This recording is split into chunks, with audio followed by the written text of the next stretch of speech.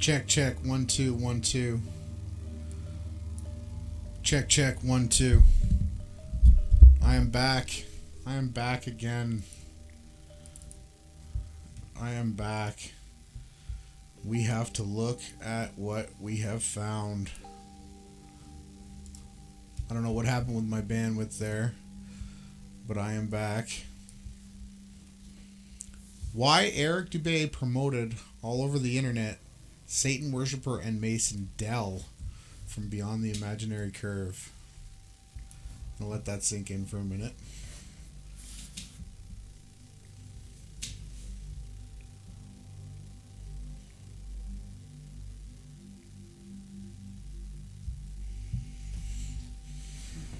And as soon as everybody's back, we'll get this started.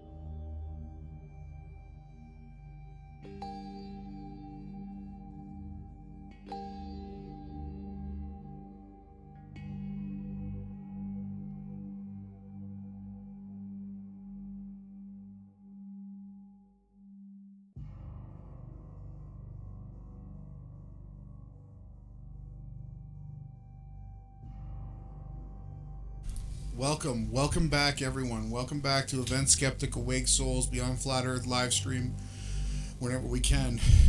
We've got some new breaking information to bring to you guys here. It's a video that just came across the boards, just was let out on the interwebs. I ask you, do you know who Dell is from Beyond the Imaginary Curve?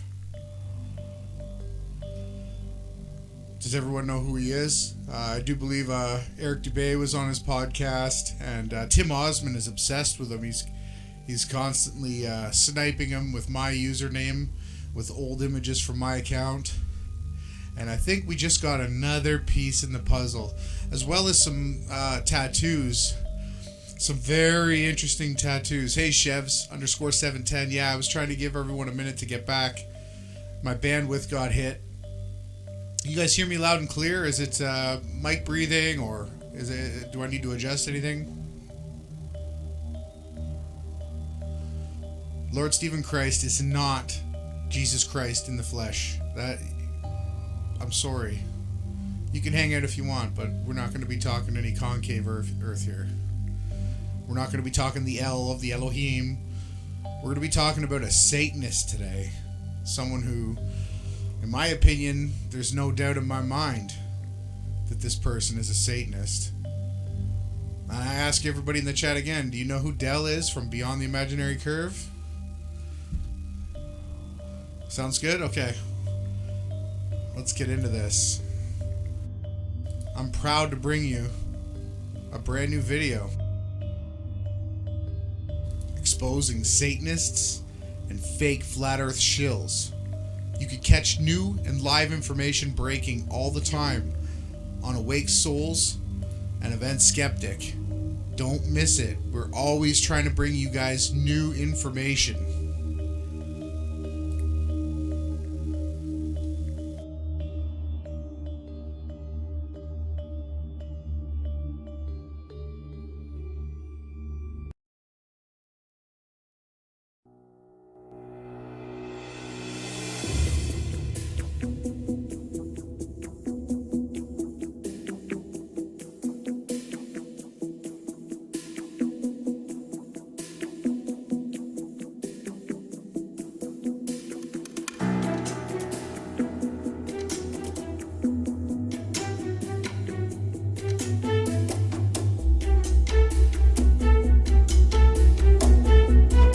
Hello, mate. Can you hear us? I can hear you. Can you hear me? Yeah.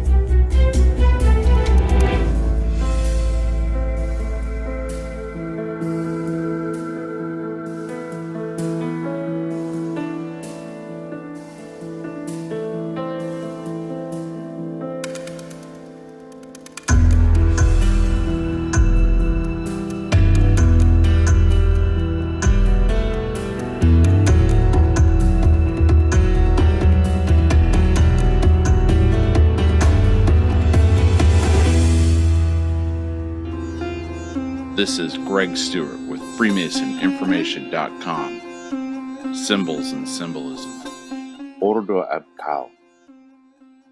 A Latin expression meaning order out of chaos. A motto of the 33rd degree and having the same allusions as Lux et Tenebris. The invention of this motto is to be attributed to the Supreme Council of the ancient and accepted Scottish Rite at Charleston, and it is first met with the patent of Count de Grasse, dated February 1st, 1802.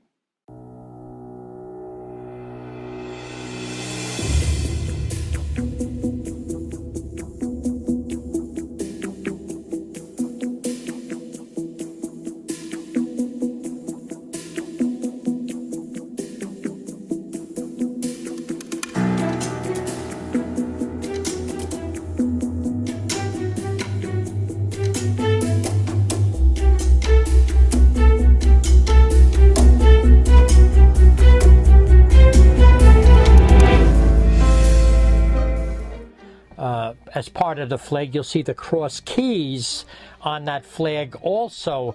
I want you to know something right off the bat here, that Vatican flag has the Vatican coat of arms plastered on it, and it's for everyone to see. And what Rome wants you to know, ladies and gentlemen, is that they are the one and only true church in the entire world. I read a lot of Anton LaVey's stuff, you know, that type of Satanism. If you're going to live here, then Satanism is a good blueprint. It's basically the golden rule, you know. We don't need all these fucking divisions of rights for this and rights for that, or rights for gay, rights for whatever the fuck it is, right? See, at the end of the day, the only rights that there should be is see, if you're imposing on my fucking free will, I have the right to deal with you whatever way I fucking see fit. That's the only rights that we should fucking be pushing for. Okay? To say about the Satanism stuff, you know, I hear it all the time and it's not really fair. It's not that I'm sticking up for anything, but, you know, the Satanism I understand is the golden rule, you know. People are free to do what they like as long as it's not imposing anybody else's free will. You know, women to be respected, children to be respected, animals to be respected, everything's to be respected. You know, it's up to you to govern yourself, no some external source. You know, you know what's acceptable, you know what you like and what you don't like, so if you're willing to put that on the others, then you should expect the same back. And that's what I mean about this place.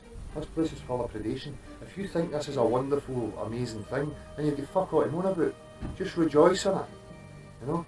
You're part of it. If you want to be a predator for other things, then something else is going to be preying on you. That's it.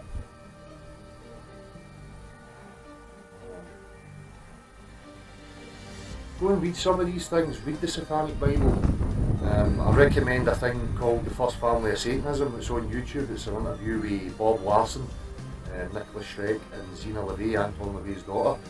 And I'm not taking any sides or agreeing with everything that any of the parties say, but it gives you a good idea of how this duality thing You works. also have this moon here, and there's no moon below, but you'll see the moon below on this section. The white moon and that black moon, the dual symbology going on. So, You know, I mean, it's got really good points in it. Don't be afraid to go and look at these things. There's a reason why they demonised it. You know, it's the work of Satan and Aleister Crowley and all these people are evil men. It's not like that. Go and fucking read it for yourself. I wanted to show you that this is a poster that was done by an occultist and Satanist, Madame Talbot. She was an actress.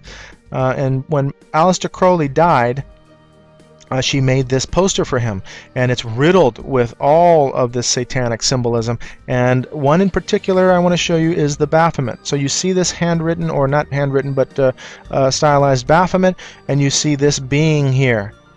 This is the goat head. It has a Luciferian torch of enlightenment. It is an angelic being. It has female breasts and a male phallus, and the male phallus has serpents intertwining, i.e. like a DNA strand or a double helix. This entity doing the as above, so below sign. As above, heaven, the male, below, female, and also this two-finger sign is the sign of the benediction. We'll see that in this series. So you have now Mason, and looks like he's blindfolded. Here's the goat idea, the goat concept. Here's the eye to all free and accepted Masons.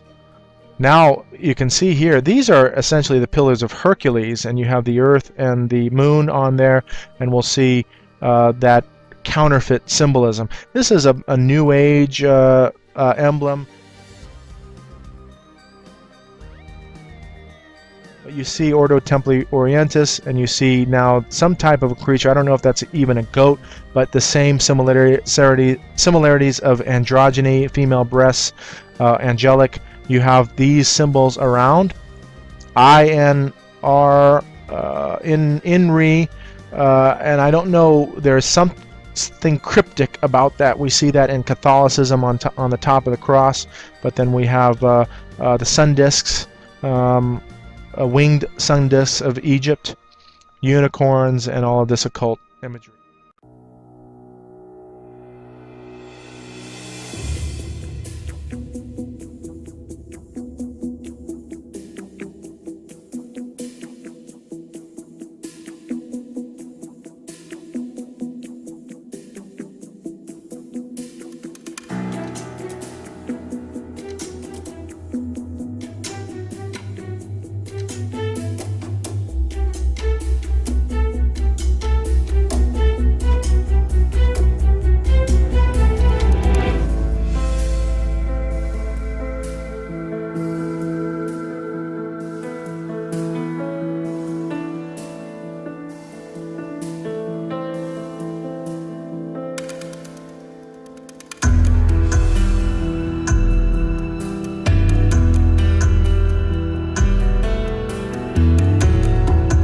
All tied up in jobs that we're not happy with, and we're all trying to pay these bills for gas, electricity, just to live. And people, well, the common man goes suffering, living in ignorance and believing what they're told. They've got to keep it that way. Aye, that's it. They've got to keep it that way. Well, people like me are determined to change that and bring awareness to different aspects, you know. I'm going to give Nice one. Well, a pleasure speaking to you, buddy. Pleasure. Cheers, mate. Take it easy.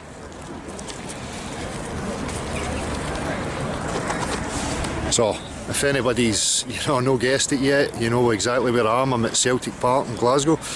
And as I was saying to that gentleman there, the history of this club, I mean, there's a lot of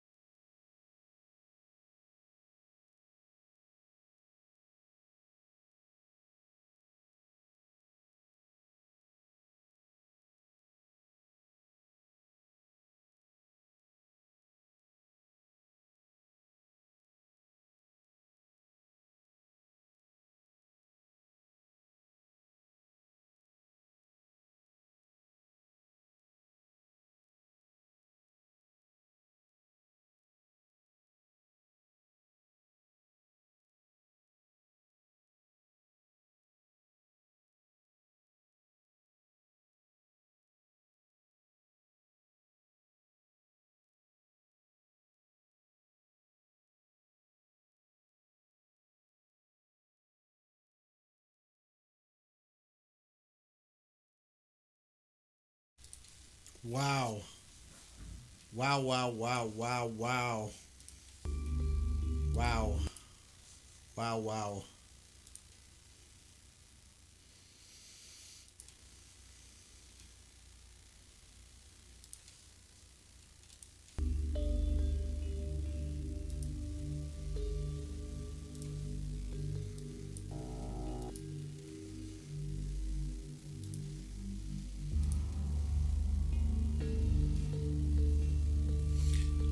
What is going on, people?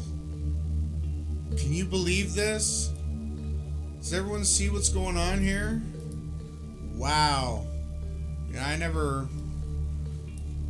I guess I should have thought a little bit more about Dell, but wow. Yeah, I never really liked them. But what I'm seeing here, ladies and gentlemen, are Satanists. I'm seeing Jaron Campanella. I'm seeing Eddie Bravo. I'm seeing Dell. They all have these same ODD reality. They all have these same tattoos. They all say, do what thou wilt, as long as you don't hurt each other.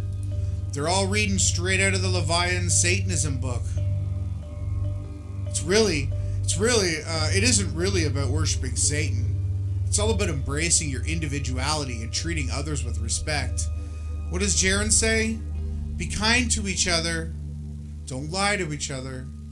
It's all about respect. Wake up, people! This entire Flat Earth movement was rolled out by a bunch of fake Flat Earth Satanists that are trying to mock God. They're trying to push us down. They're trying to come up with stuff. They're trying to fake information. They got agents in here trying to say that you can take a picture of the Earth from the ground and see curvature, when science knows that you can't see any curvature. So they tell you you must be over 50,000 feet before you can see even a slight arc other than a straight line. Then we got Jaronism over there spewing Satanism. You got Bob from GLOBEBUSTERS says, yeah, you know, predestination. Some people choose to be raped. And hearing that doesn't mean that you're going to not rape someone that didn't choose to be predestined to be raped. Then we got Dell out here just purely pumping the Satan stuff. People need to wake up. Jason from Awake Souls and I, why are we so censored? It's because all these Satanists are out here trying to destroy God. They're trying to destroy the Creator. They're trying to hide the Creator. They're trying to hide the true Earth. The fact that you live in a simulation.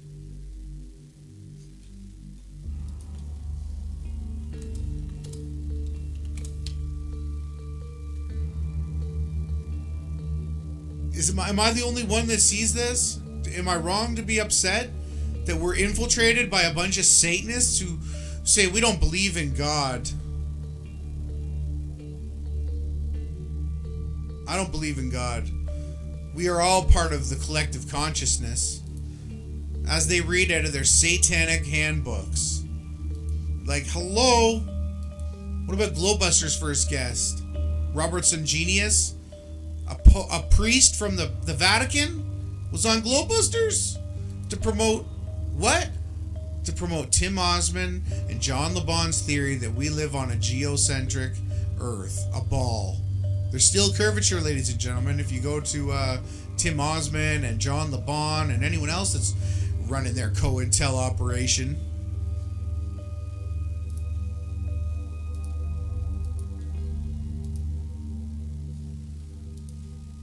What do you guys think?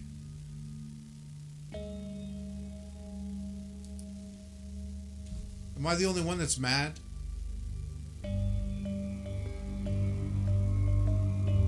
Do we have a right to be mad? Or should we just go on silent and quiet and keep letting these satanic people push curses and spells and blind people from the truth? These people don't share the truth. Jaronism doesn't share the truth. He blinds you from the truth while he promotes his god, Satan. The fallen. Because they want you to fall with them. Because they're wicked.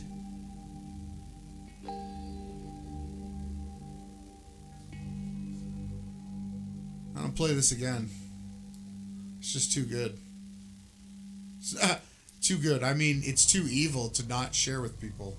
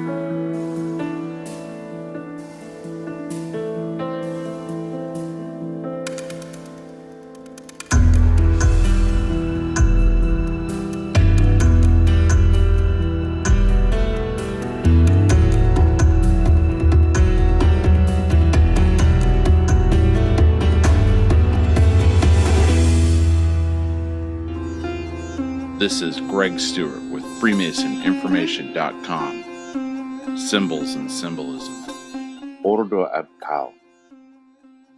A Latin expression meaning order out of chaos. A motto of the 33rd degree and having the same allusions as lux et tenebris. The invention of this motto is to be attributed to the Supreme Council of the ancient and accepted Scottish Rite at Charleston, and it is first met with the patent of Count de Grasse, dated February 1st, 1802.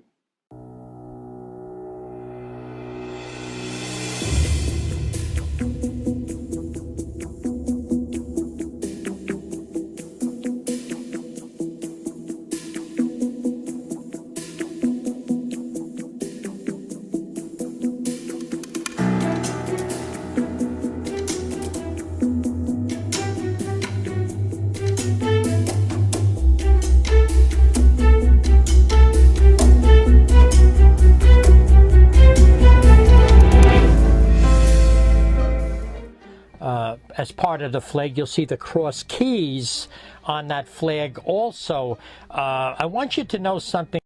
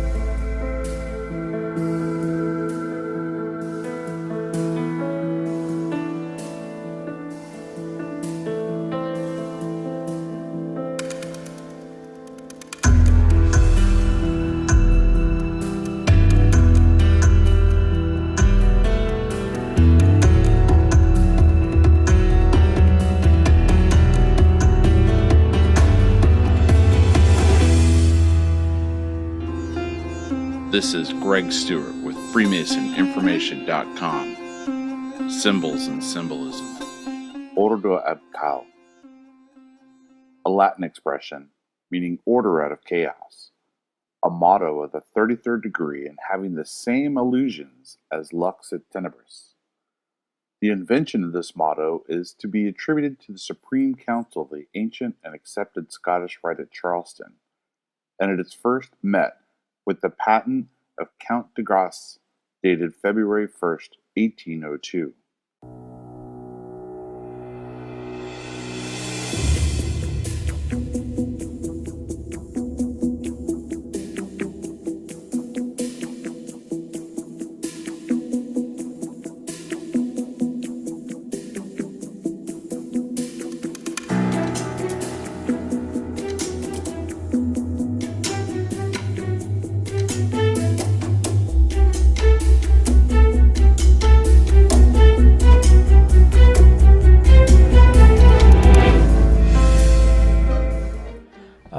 As part of the flag, you'll see the cross keys on that flag also.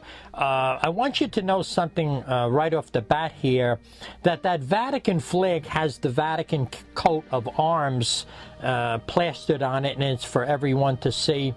And what Rome wants you to know, ladies and gentlemen, is that they are the one and only true church in the entire world. I read a lot of Anton LaVey's stuff, you know, that type of Satanism. If you're going to live here, then Satanism is a good blueprint. It's basically the golden rule, you know.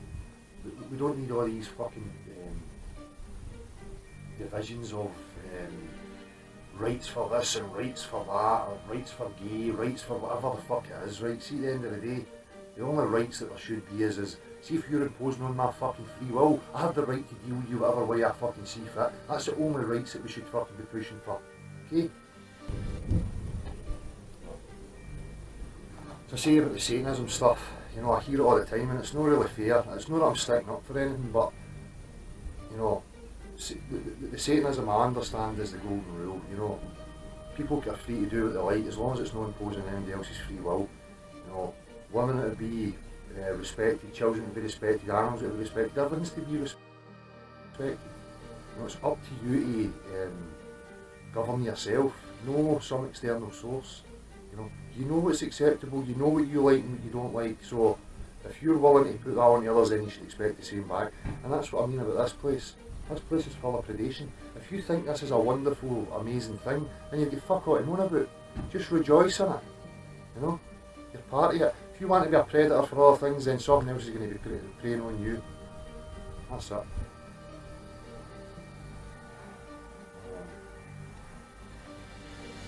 Go and read some of these things, read the Satanic Bible.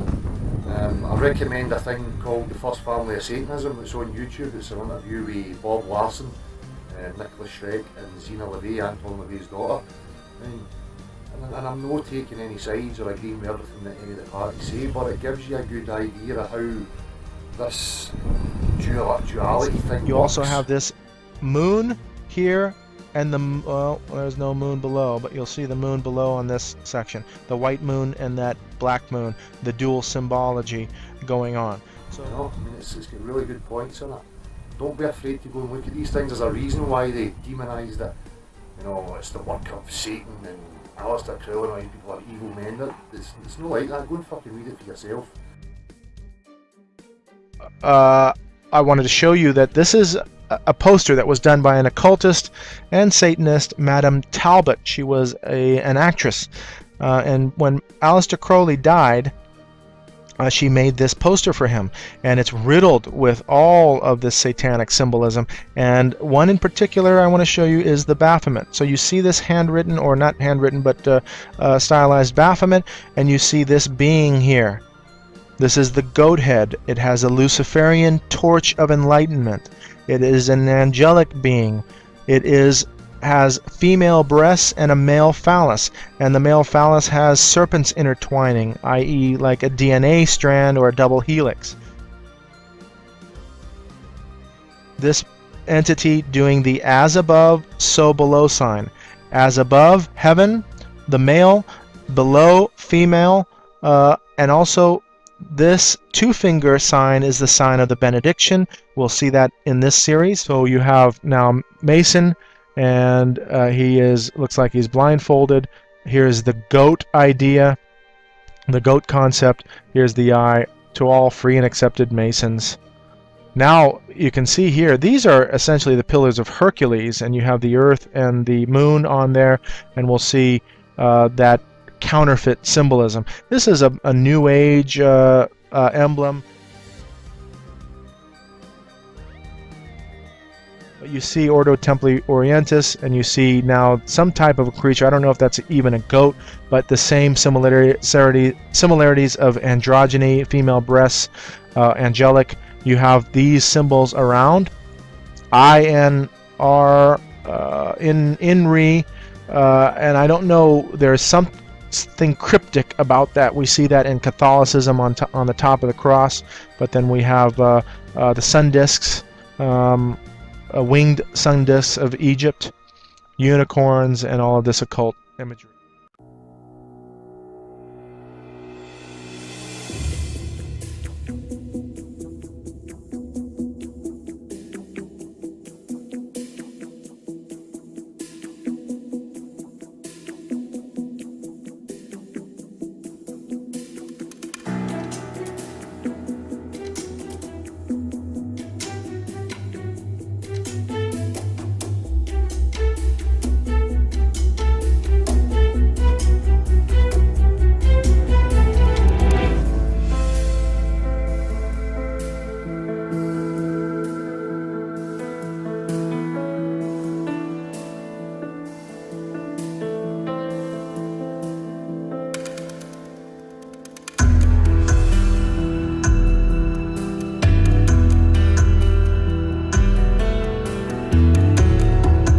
All tied up in jobs that we're not happy with, and we're all trying to pay these bills for gas, electricity, just to live. And people, well, the common man goes suffering, That's right. living in ignorance and believing what they're And they've got told. to keep it that way. Aye, that's it. They've got to keep it that way. Well, people like me are determined to change that and Well, bring I hope you awareness do. to different I hope you do, aspects, buddy. you know. I'm going to give Nice you one. See Well, what's pleasure there. speaking to you, Okay, buddy. Pleasure. Cheers, mate. Take it easy.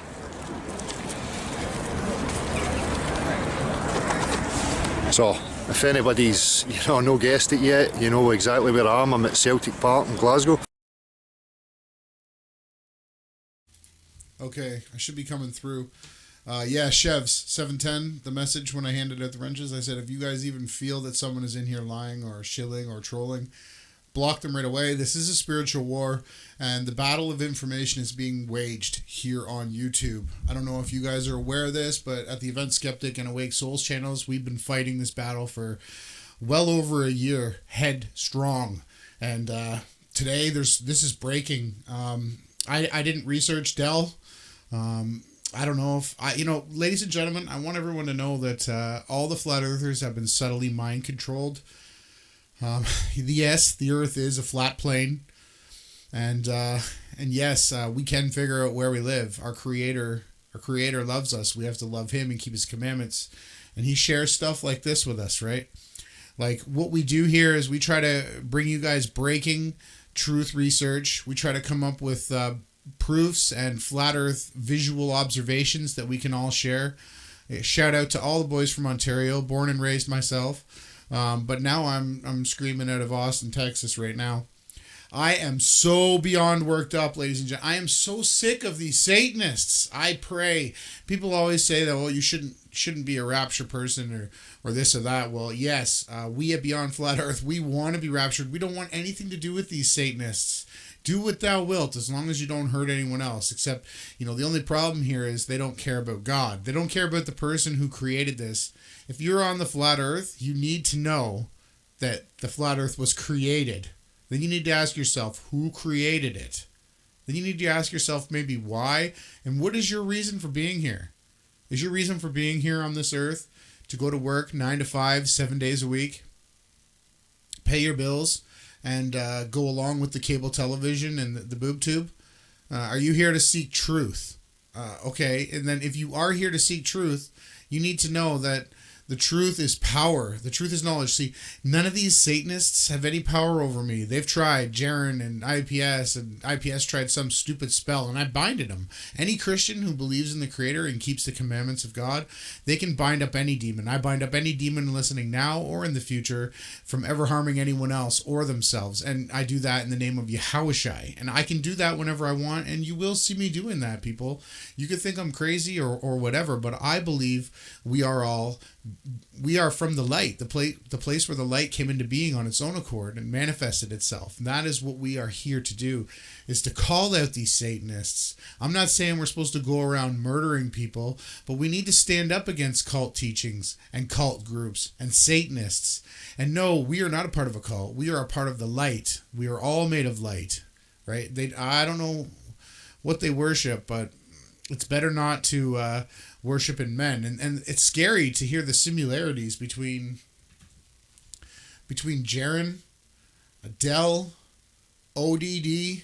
They all have the exact Eric Dubay, Hail Hitler all day, and mainstream flat Earth, right? Mark Sargent going on with Russell Brand. We got all these black Hebrew Masons now shouting that the Earth is flat, but they have no clue. They've never researched. Dell doesn't do any research. He doesn't show any proofs. He sprayed some water on a soccer ball. I am just beyond vexed right now that this information is just coming out. It's just unbelievable, people. Clip this, share this. I'm going to play the video again. This has to get viral. People need to see these Satanists for who they are. I'm tired of it. And who's coming with me? It's not going to be an easy road. But the road to truth leaves an everlasting life. Anything else that deviates from that path leaves an eternal darkness or damnation. And you're depending on your level of evilness, probably be thou shalt be given unto you what you give unto them. So it's getting pretty fierce.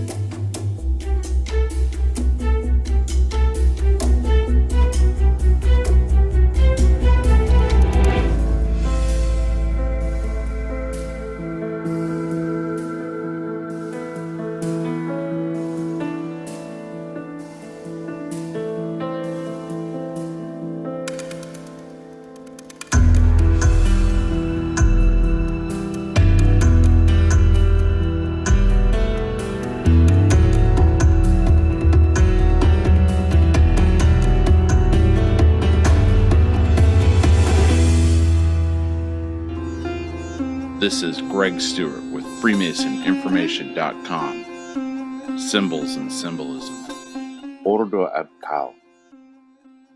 A Latin expression meaning order out of chaos. A motto of the 33rd degree and having the same illusions as lux et tenebris. The invention of this motto is to be attributed to the Supreme Council of the ancient and accepted Scottish Rite at Charleston, and it is first met with the patent of Count de Grasse, dated February 1st, 1802.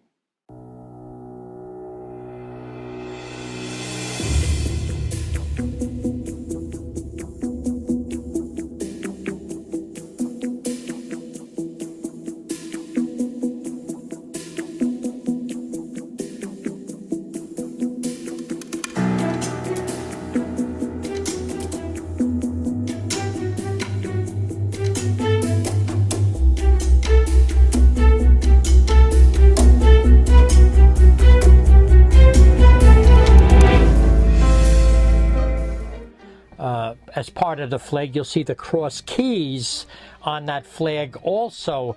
I want you to know something right off the bat here, that Vatican flag has the Vatican coat of arms plastered on it, and it's for everyone to see.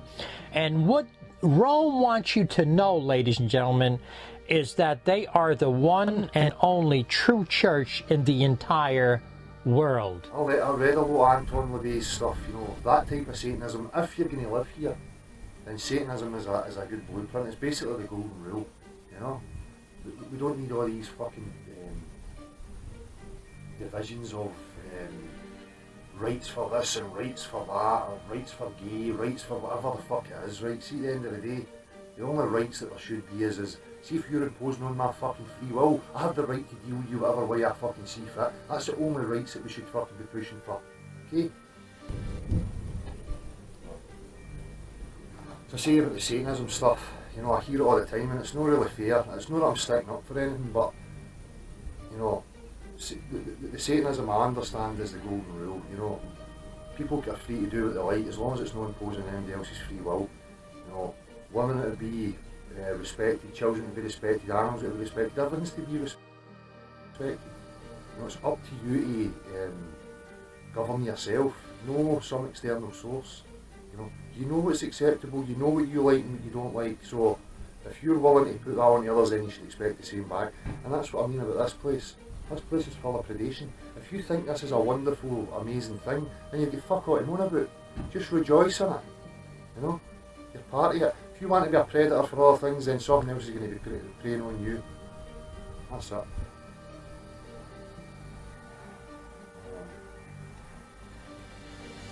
Go and read some of these things. Read the Satanic Bible. I recommend a thing called The First Family of Satanism. It's on YouTube. It's an interview with Bob Larson, Nicholas Schreck and Zena LaVey, Anton LaVey's daughter. And I'm not taking any sides or agreeing with everything that any of the parties say, but it gives you a good idea of how this duality thing You works. also have this moon here, and well, there's no moon below, but you'll see the moon below on this section. The white moon and that black moon, the dual symbology going on. So, you know, I mean, it's got really good points in it. Don't be afraid to go and look at these things. There's a reason why they demonised it. You know, it's the work of Satan and Alistair Crowley and all these people are evil men. It's not like that. Go and fucking read it for yourself. I wanted to show you that this is a poster that was done by an occultist and Satanist, Madame Talbot. She was an actress. And when Alistair Crowley died, she made this poster for him, and it's riddled with all of this satanic symbolism, and one in particular I want to show you is the Baphomet. So you see this handwritten, or not handwritten, but stylized Baphomet, and you see this being here. This is the goat head. It has a Luciferian torch of enlightenment. It is an angelic being. It has female breasts and a male phallus, and the male phallus has serpents intertwining, i.e. like a DNA strand or a double helix. This entity doing the as above, so below sign.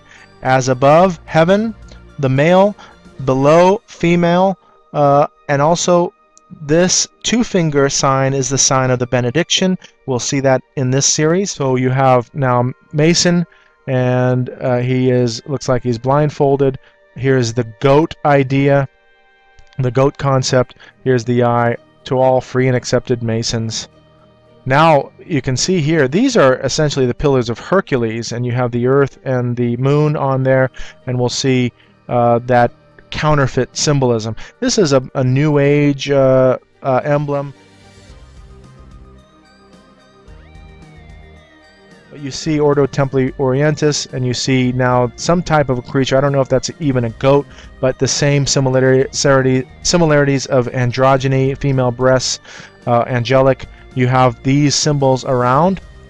INR, INRI, and I don't know, there's something cryptic about that. We see that in Catholicism on the top of the cross, but then we have the sun discs, winged sun discs of Egypt, unicorns, and all of this occult imagery.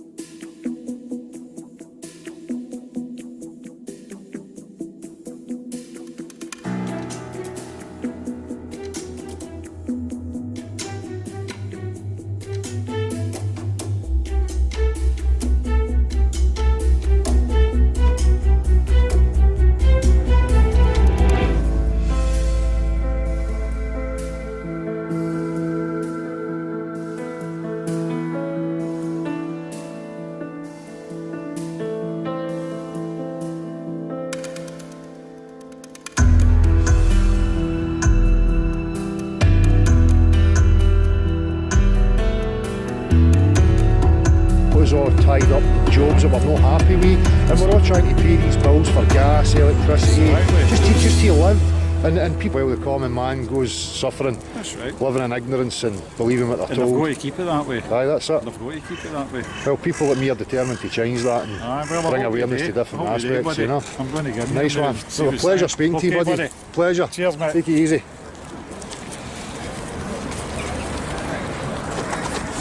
So, if anybody's, no guessed it yet, you know exactly where I am. I'm at Celtic Park in Glasgow. And as I was saying to that gentleman there, the history of this club, there's a lot of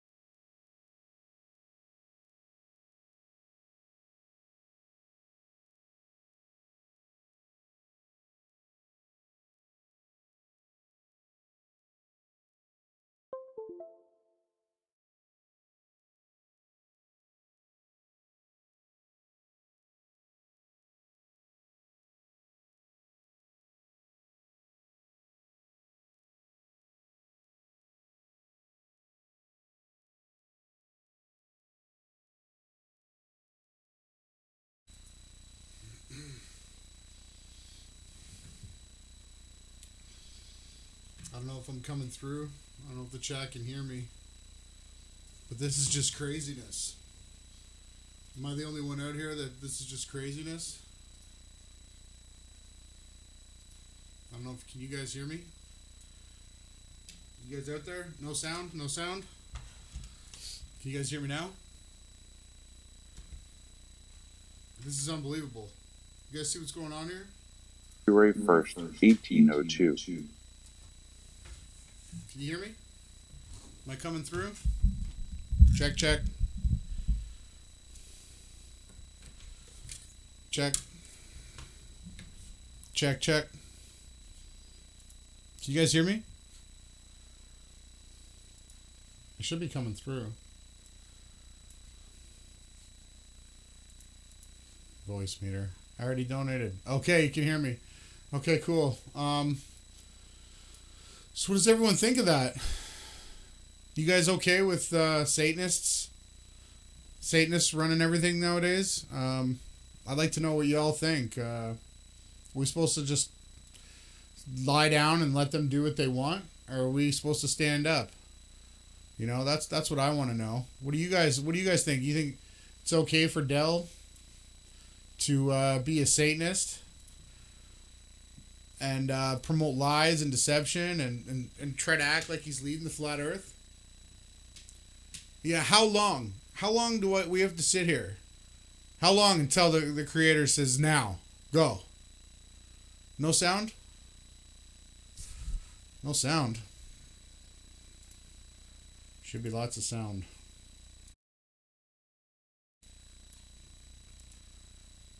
Yeah, is there sound?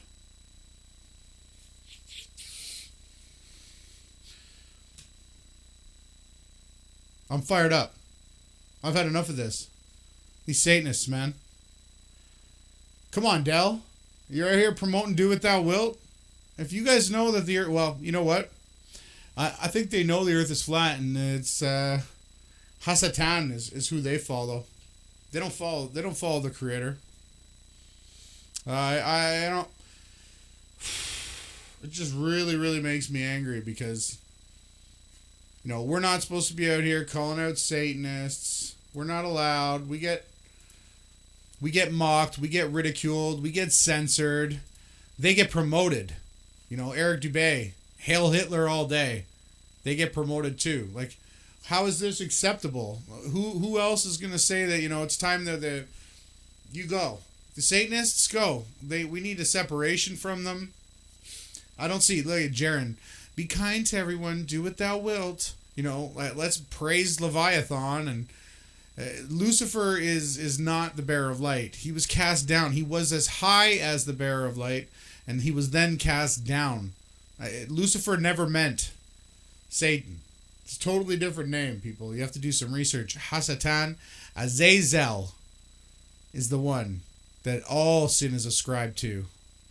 So people need to do their own research. I can't believe this. So yeah, Yahawashi is the true name of the creator. So Dell, you've been completely exposed. I'm going to come back on. I'm going to keep, I want to show you guys something else. But make sure you like, share, subscribe. We don't have any donation sites. Our rewards are in heaven. We're just hoping to get into more of a spiritual battle here, and we're looking for people to jump in with us. We want to get into it, right?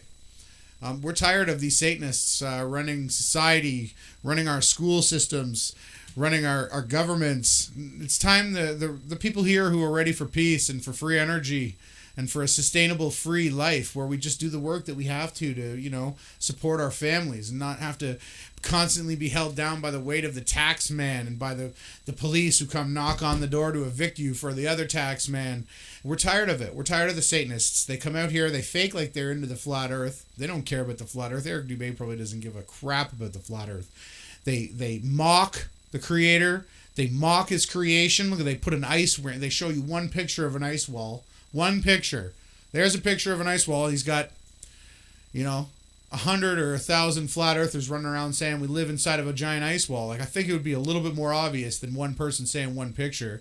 And not only that, they say that there's a 24-hour up all day sun for 50 days in the north, in the south. And guess what, flat earth? The ball earth, it needs the 24-hour sun more than you. And it doesn't do it on the fake flat earth. It doesn't do it on the ball ever.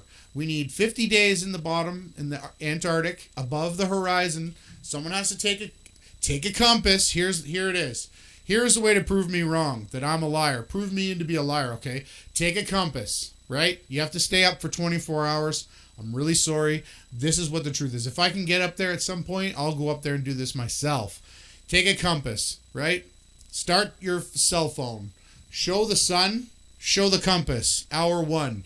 And you do that for 24 hours, right? And I want to see the sun moving from the west to the east in the sky with the compass, like it demands it would do on a flat earth rotating and the globe. You got to get up there, and at some point your compass is going to be, you're going to have to go in the complete circle, so that sun will be moving back to east from the west above your head for 50 days. Not one person in the world has ever produced real footage of that. The only thing, there's one video out that Eric Dubay throws at everybody. That's the biggest joke ever. You can't use that, stellarium CGI and try to say that that's true. There's no shadows, there's no sunset, there's no auburn color. When you even read in Robotham's book, Eric Dubay, for publishing that Steve Wilkes fake 24-hour Arctic sun, he said that they dropped down there, took a knee. It was so beautiful. They started to cry at the colors, the beautiful array of colors as they watched the midnight sun, which means the sun was setting at midnight. It doesn't spin above our heads for 24 hours. It never has. Then you got Jerry the Satanist, saying that all the CCT footage from the Antarctic and the Arctic, because there's no 24-hour sun circling shadow, he's saying that because it jumps every day, they've edited out every single video ever taken ever in the entire face of the earth in the entire time of history. They've taken out that little jump, that little moment, because everywhere on earth, when the sun he rises, the sun he sets. It's never been disproven. A day lasts 24 hours, and it doesn't circle around our head for 50 days. We have people, Jason's been talking with someone in North Sweden who grew up inside the Arctic Circle, people. He grew up inside the Arctic Circle, and guess what? He doesn't have a compass and a phone and that sun up for 24 hours above his head. You can't find that anywhere. So, it's going to be your move next, Shills, because this is just going to ramp and ramp and ramp. Me and Jason are not going to stop. We promised you if we weren't raptured when we were at the eclipse, when we went to get raptured, we told you we were going to come back. We were going to get stronger. We had new strategies. We were going to fight harder. And you better believe that we are coming. This is not over. We are just starting the games, ladies and gentlemen. We are just starting. When our Creator says go, you better be ready, because you're going to see something wild on this earth. Keep your eyes open. If you're here for the truth, get in the fight.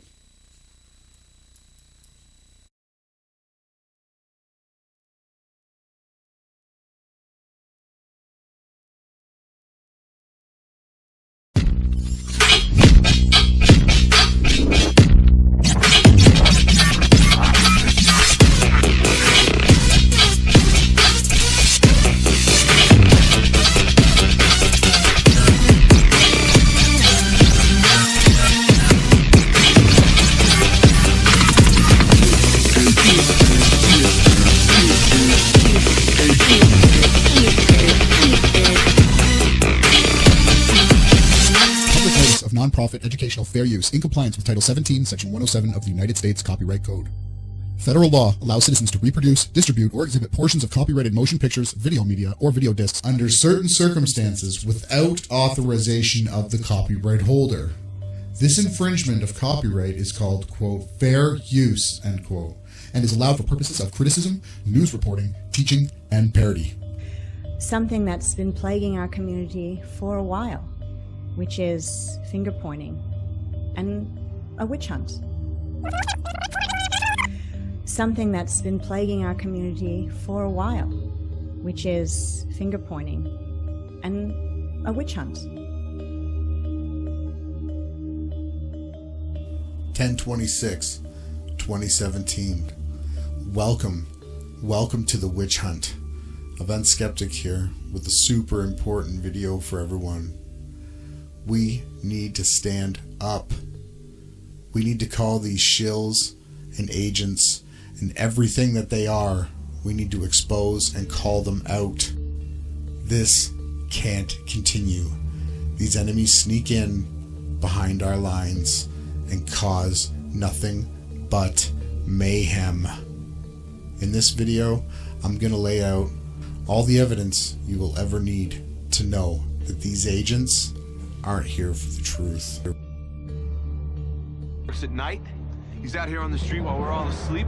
He's the only one that would have done this. Yeah, there might be more. Holly. If it's us or them, let it be them. You said we wouldn't be like this, Holly. Things are different now. Hey, I just found this device. Wedged under the shutters. Wanna bet they bugged the phones too? They're coming out of there, Marshal.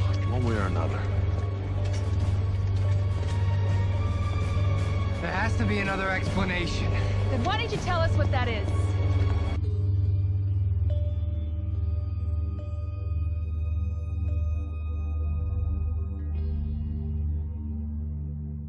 Hello everybody, I hope you're doing good today. This video may contain copyrighted images being used underneath the Fair Use Act for educational purposes.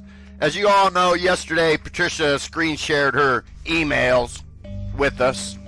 And I'm using it under Fair Use Act to show you guys something I caught. Like you all know, I got eyes. I pay attention to small little details. And one thing I noticed was Patricia's death threat seemed a little staged, her reaction fake, because she was all smiles. And let me tell you something, if you receive a real death threat, you're not going to be all smiles, laughing. Oh damn, I wish it was more impactful. That was her comment. It obviously wasn't impactful for her. But let's see something here, because there's some fishy shit going on here. Really strange stuff going on here. Let's watch. Screen share here, like a professional. Please look at the screen and read this.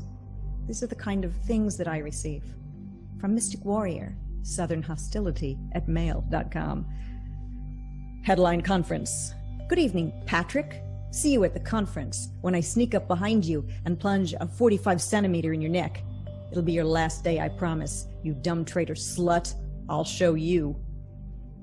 Now, did I take that serious? Death threats are really smart. It's now, really what you want. Now pay attention to this. Southern Hostility at or at mail.com. I don't even know if this is a real email server. I'm going to have to check that out. Mail.com, maybe that's Microsoft. I don't know. Mystic Warrior. It's there's a movie called Mystic Warrior. You'll have to research it. You know, obviously a fake name, but it is what happened next that caught my eye. Because if you see right above the email that Patricia has highlighted here is one from Mark Sargent regarding conference. Couple of things you could have done better here. One, first, you used a video game character as a name. So let's keep going here and pay attention, or you'll miss it. Serious, I take that. Delete. Trash. Delete. Did you see what happened? When she went to go delete the death threat, the message above it appeared. It was a carbon copy message from Mark. So let's go back and look at this. That. Delete. There it is. Mark Sargent, Comcast.com, reference conference. Mark Sargent's response to Irvin Kianis. That's a Final Fantasy V character. It's a fake name. But if you notice, they used a different name in Patricia's threat. They took Mark's advice here. Carbon copy to Patricia Steer. First, you used a video game character as a name, which is, well, silly. Sounds like Mark's kind of coaching somebody on how to give proper death threats. I don't know, so they sound different. Defending the knife blade in centimeter, or defining the knife blade in centimeters means you're probably writing from the UK. You know, you can see, you can read it all. P.S. Bring a knife and I'll use it to mark your grave. See what I did there? It's strange. This whole thing is strange. But if you look at the death threat that Mark says he got, it's literally just about the same as Patricia's, except the 45 centimeters, they define what's 45 centimeters, the knife, because in Patricia's death threat, it doesn't have knife. It just says 45 centimeters, which is, by the way, 17 inches. So somebody's going to bring a 17-inch knife to the conference? And why would somebody even mention the length of the knife? Is that supposed to be scary? But I find this whole thing strange. They took Mark's advice, used a different name to send this death threat to Patricia. As you will see. Now, really what you want. Different name, Mystic Warrior. Different email address. Let's keep going here. I take that. Delete. And this guy here uses Gmail. Remember, the email on the other one just said mail.com. Something very fishy going on here. But I could tell you what. I can tell you this. Patricia didn't react the way a person would when they get a real death threat. Have a good day, everybody.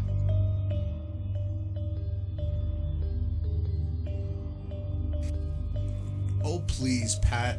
You can't be serious with this approach. We are not that naive. Listen here, Pat. The ones who are afraid of the witch hunt are the ones telling people not to witch hunt. Those who are afraid to have the fingers pointed at them are the ones out here trying to say don't point fingers. It has been your agenda this entire time. But guess what, Pat and Mark? You are messing with the truthers, the people who research, the people who use their brains. Like weightlifting, Pat. You have to lift the weights to gain muscle. When you're a truth researcher, you have to use your mind. You have to strengthen your mind, which allows us to see right through your games.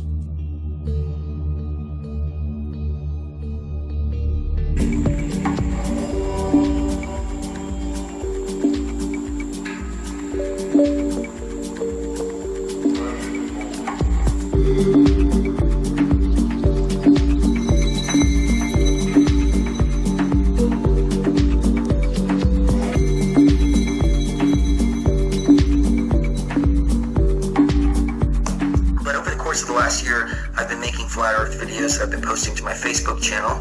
It's facebook.com/ChrisGioShow if you want to check those out. And just recently I started uploading them to YouTube. I just found that uploading them to YouTube was kind of a waste of time. But since I have been doing that, I've been talking about the flat earth in the perspective of an artificial construct. And I've had Mark Sargent on, I've had Jaron on, I've had a lot of different people analyzing this piece of information here. Since I have been doing that, I've been talking about the flat earth in the perspective of an artificial construct. Since I have been doing that, I've been talking about the flat earth in the perspective of an artificial construct.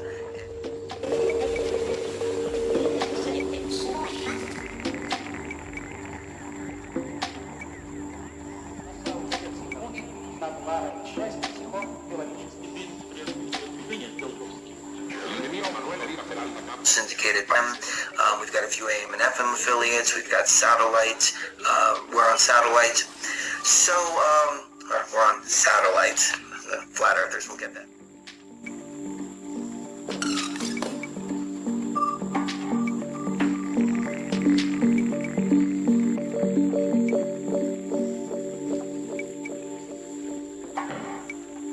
We're on satellite. The flat earthers will get that. So, anyways.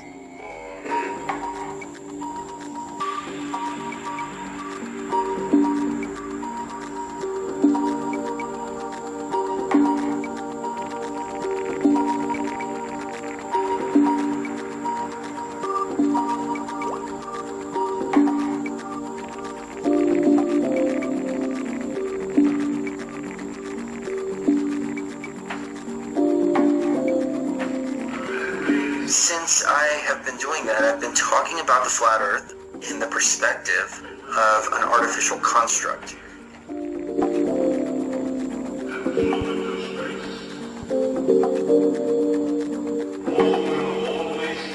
Right, so Patricia Steer.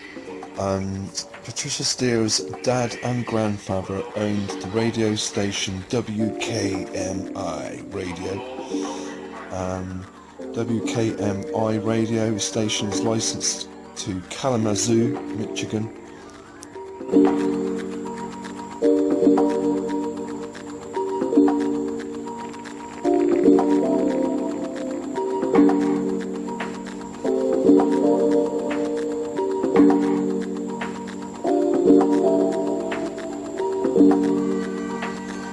WKMI is an affiliate of the Grand Valley State Laker Football Radio Network. WKMI, which began broadcasting in 1947, was a highly rated top 40 music station. From the 50s through the 70s, the station moved to an adult contemporary format to compete with WKZO during the early 1980s.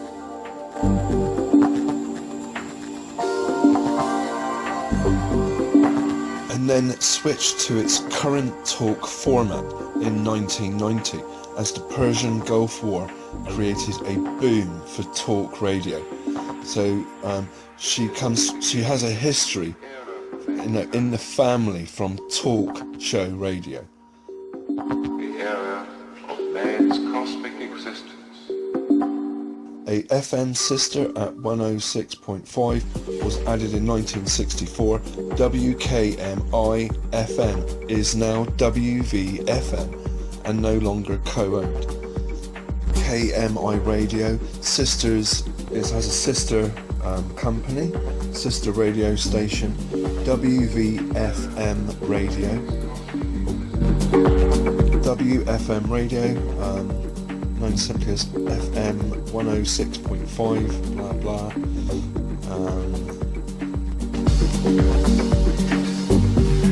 You can read that for yourselves.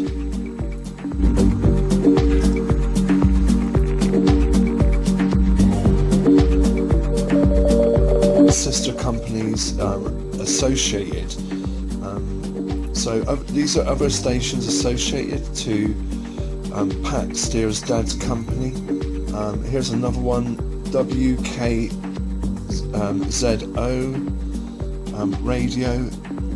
All syndicated programs include David Ramsey, blah blah blah, Mike Savage, and Coast to Coast AM.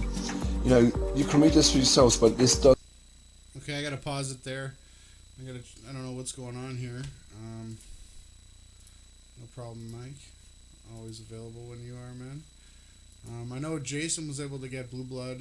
Ladies and gentlemen, I just want to tie something together here with Truth Frequency Radio, ODD, Mark Sargent, and all these types of characters. I just want to make sure everyone's getting it. Oh, let me add you. Nice.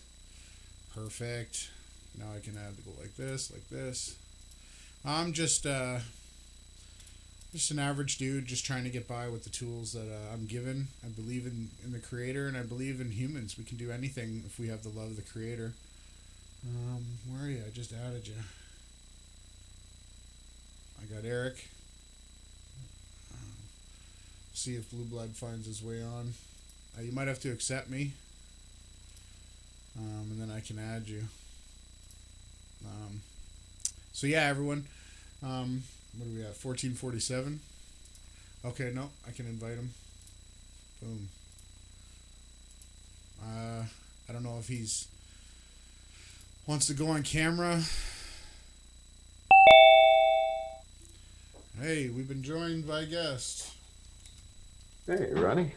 How you doing today, brother? What's going on, eh? Good. Had your Timmies today? What's that? You had any Timmies today?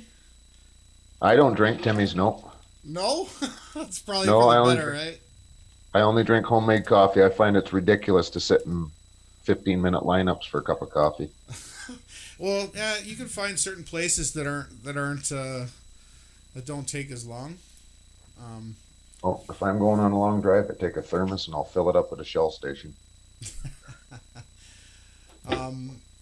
There is a way that you can change your name by clicking on the your little icon on your end. If you want your full name out there, it'll show up. If you want to change it to your YouTube account, you can do that too. It's up to you, brother. So Yeah, what did you figure it out? What is it? The other video that's been popping here. What did you think of the stuff Dell's been pushing, man?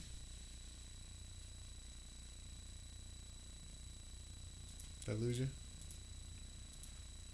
We might have lost him. With these tattoos matching, the coat of arms. Do what thou wilt. He's got this thing tattooed on him. So when are you heading back to Bancroft? I don't know. Not yet, but at some point. But Just turn that into a long vacation there? I usually go where the wind takes me. Like I said, I lived out west for a while. I loved it out there. I love Canada. Don't love the cold as much anymore. I still love to play ice hockey, but other than that, man, it's nice and awesome. But I love the prairies too. And the mountains are the best, man. Best place in the whole entire world. Yeah, we're fixing to hit close to -20 by this next weekend. Whoa. Yeah, I'm still tank top and shorts here. That's the way it is out here, though, when you live an hour from the mountains. Yeah, you get the Chinooks. It's hot, it's cold. It's hot, it's cold. The Chinooks come in, right? Melt all the snow. You're out riding your bike, whatever, you know. Road hockey's back on. And a lot of people get pressure headaches from the Chinooks, too. Yeah. I got pressure headaches a lot when I lived out there because I was in Red Deer. You know, for years I didn't realize I was getting them. I just thought it might have had to do with me drinking. But I quit drinking, and I still kept getting them.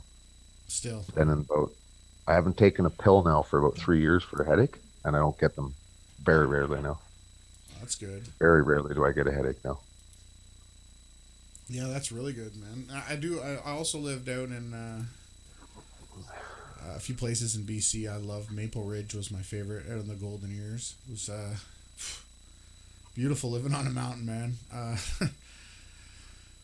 Yeah, we've got family in the Okanagan Valley. It's beautiful there. Yeah, that's a nice area too, man. If I ever left Alberta, that's probably where I'd head. I heard that's a hot spot. There's a lot of people there from Ontario. I was pretty surprised. You know, years ago when I was a kid growing up in Fort McMurray, mostly everybody there was from Ontario. And then it changed when they got super busy, when the boom really took off and they didn't have enough people. That's when they started advertising in Newfoundland. And that's when you had the influx of Newfies come to Fort Mac. I know Lots 1,000 Newfies from Fort Mac. Lord Tunnergy's by. Yes, Lord Tunnergy's by. We know lots. You know, I'll say one thing: the people from the East Coast, man, they do work real hard. You know, I never had any problems, and it's funny too that when you go out west, everything gets blamed on people from the east, right? It was guy robbed the bank, he drove from Ontario. Yeah. It's funny the way they do the politics in the country, but Canada the Newfies are great people, man. They'll give you the shirt off their back, man. They're good people. I've known a lot of them over the years. Yeah, me too. Especially if you live out there too. Like the communities are so sparse. Like people, they just bring you right into their house, man. Come and have dinner, or whatever. You know, incredible place. You know, I've been invited to Newfoundland probably 100 times, and I still haven't went. Yeah, me neither. That's funny. I would have thought when I played hockey, I would have taken a trip out there, but the farthest we made it was Quebec. Yeah. Need to go any further. About every 5 or 8 years or so, I'll drive across Canada rather than fly. One of these years, I'm going to just go right out to the East Coast. I've been as far as Quebec City, up in the northern part, Septile country, but I've never been any further east than the edge of Quebec. Really? Yeah. Yeah. I've been, halfway across, I guess. Montreal area. Tremblant. Oh, we don't need the music. But yeah, this so what are you religious wise? None. None? So you don't believe in a creator at all? You don't care? You don't? Oh yes, yeah, but that has nothing to do with religion. Oh, okay, wrong words. Yeah, you caught me there. Okay, do you? Oh, What I've do you? studied it. I've studied it all. What Believe do me. you believe in? Is what I should have said. What do you believe in? Creator, yeah, Yeah, that's good. Yeah, me too. that's obvious. That's the right answer. It's not, well, if you find out that you're in a created place and that everything seems to be perfectly created, like that's well. How did How did you find the flat Earth? I never got to ask you that. I always questioned it, and then of course, when the videos started popping up, I still questioned it. But you kind of remember, when I was a kid and the first time we drove from Ontario out west across the prairies, you think, man, is this place so flat? Is it ever going to get a hill, even? So just those things made you question it. Of course, we grew up believing everything on television, right? Yeah. Oh yeah. Everything in school, everything on television. I didn't start waking up to anything till I was about 40. Yeah, I have to say, like, 34. Mostly because I wasn't paying attention to anything, Yeah, me neither. I was doing what I thought I was supposed to be here to do, right? I wasn't always a super Christian, but I've always been pretty lucky to know the creator of this place, because that's just the way it is. I don't think I'm any more special than anyone else. But the whole truth-seeking thing, I can't tell you how many times I've met somebody in the flat Earth or somewhere else that didn't get all excited and start wanting to talk about researching Aleister Crowley. Have you run into people like that, or know anything? Oh yeah, lots of people. I think it's kind of like the gateway drug for researching, right? Yeah. Well, once you start looking into that, it starts making you study a lot of other things. Yeah, it's definitely an easy to do thing, right? Once you realize that you've been lied to, it's like, okay, everything must be a lie, right? Well, no, yeah. You start to see that a lot of things are. I'm not saying exactly every single thing, but a lot of it. Especially when you start researching back. Who wrote this? Who wrote that? Who really wrote this? Who said this? Who said that? I mean, it's like campfire stories, right? Yeah. You can say to the first guy, "I love your mother." By the time it gets around to the 10th guy, it's some completely different thing. Well, yeah, we called that broken telephone. Kindergarten game, right? You never got the same message at the end. So it makes you wonder if you should even believe anything until it can be absolutely fact.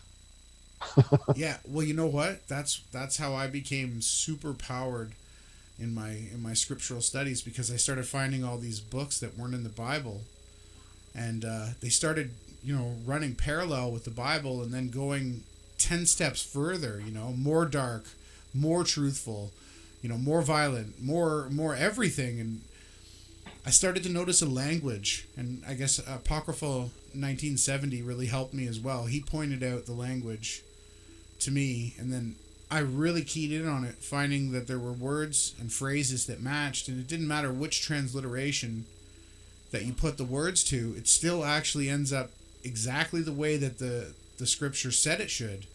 And I was like, holy. So I started looking at these predictions in time, and then I started studying the language of the creator, like the ancient Paleo Hebrew. I'm like, it was so simple. They had one vowel, ah, and sometimes I, and then the 23 characters, just the ah, ba, ga, da, ha, was, it's so there was no spaces in their writing. There were no, there was nothing. Like it was so well done. They could just read the entire Bible, and I don't know how much you've studied the scriptures, but I feel that in this spiritual war right now, it is so important. People should be listening to all the books on what to do, in my opinion, and then make your own discernment on what you've read. But for me, my discernment comes from inside. So, it doesn't come from a church. Yeah, well, and growing up in Ontario and out west here, you're around a lot of Indians, right? There's a lot of reserves in Ontario. There's a lot of reserves out here. You look at the way the Indians look at spirituality. They don't look at any books. They already have this built-in spirituality, passed down tradition of it, and it involves no religion. Yeah. So if you're a Christian or say a Muslim, would you say they're wrong? No, I say the spirit is the truth. And if anybody's connected to the land in this country, it's the Indians. Well, you the can be natives. too. You just got to walk like them, right? Do you know what I mean, right? Yeah. A lot of those natives, a lot of the kids I grew up with, I mean, they were brought up secluded from a lot of stuff. They didn't know about any of the stuff we learned about, right? From our grandparents, Yeah, Bible but they and learned all. Morphic resonance. Morphic resonance states that all information is encoded on all surfaces in the simulation. So if you're out literally manifesting with the rocks, the water, the trees, and you're putting your spirit and time into rainbows and planting your food and eating naturally from the ground, this is how you get into connection with the Creator, in my opinion. That's what the scriptures tell you to do. I asked my dad years ago, I said, Dad, I don't remember having very many, if any, toys when we were kids. He said, you especially never wanted any toys. You were always in the bush. You wanted to build forts. You wanted to go fishing. You were always in the bush. Our house was surrounded by it, right? We were connected as kids, but as adults, we broke free from it for some reason. You know what I mean? They beat it out of our us. lives took over.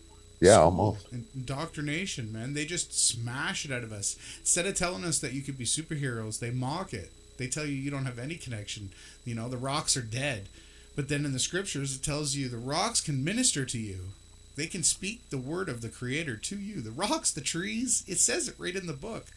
And I love how you put it in the beginning there. The natives, they truly are spiritual, loving. Everything about them, man. It's pure. I have to agree.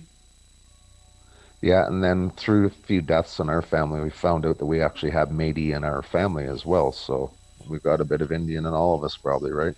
Yeah, I think I do too. My mom, her dad was, I don't know, they said it might have been Spanish Inquisition, but I think we're all descendants from the Adam race, the children of God. We're all one species of human, right? It's funny, I get a question in the comments here from MyView1875. It says, why is the sky blue? And it's like, I wanted to ask you, Blue Blood, can you really answer any questions of the word why? Can I answer a question? Okay, let me phrase that question a little bit easier. If I was to ask you anything about this reality, and I said, why is the trees this way? Could you truly answer me? Probably not, no. So the only person I believe that can answer the word why is like Jason's been teaching me as well, is the Creator. We could say how. Yeah. We can watch how it does it. But we can't say why. So that's the other thing that people don't realize about when we're all loud and huffity-puffity and telling everybody this is the way it is. And we only know what we can observe and witness to. That's all we've been given the choice to, right? And everybody else in the world is just totally lying. Well, and I think too that maybe if you're truly trying to make a connection, that you will probably be given some information, some answers. Mm-hmm. It may be non-literal, but it may be more encompassing. Mm-hmm. You know what I mean? Yeah, totally. And Lightworker brings up the horrific genocide. It's not just the Indians. Oh, look, there's the ice wall, everybody. It's not just the natives. All races, all groups, all true spiritual people have been slaughtered in the name of the Creator. It's not going to end until he finally has enough. That's why I get so pumped up. Like when I found this video today, I could not believe this. Well, if you look at the cosmology, astrology, all the biblical books, you tie all that stuff together, and you look at them talking about the age that we're coming out of, the age we're going into. If you look into that stuff, there's several more ages to come that are in supposed 2,000-year cycles, right? And whose doctrine? Well, just old, like even the old Gnostic beliefs, right? I mean, we still go by astrology now. Today, we go by months, 12 months. There's the 12 zodiac signs, right? I mean, they didn't make that shit up off the top of their head, did they? Thousands of years ago? No, they witnessed what they saw, but the predictions. Yeah, they were just witnessing what they saw in the sky and documenting it. This is truth, right? Right. We can't. It has to be truth if we can't disprove it, whatever it is. You know, and sun worshiping, and that's been going on forever and ever. You know, if we didn't have the sun, like, what would we have anything to worship?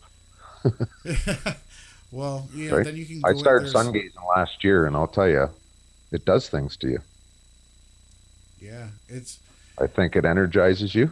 Well, they tell you, if you're indoors all winter, you're going to get depressed and miserable because you're not getting vitamin D and you're not getting that sunlight energy.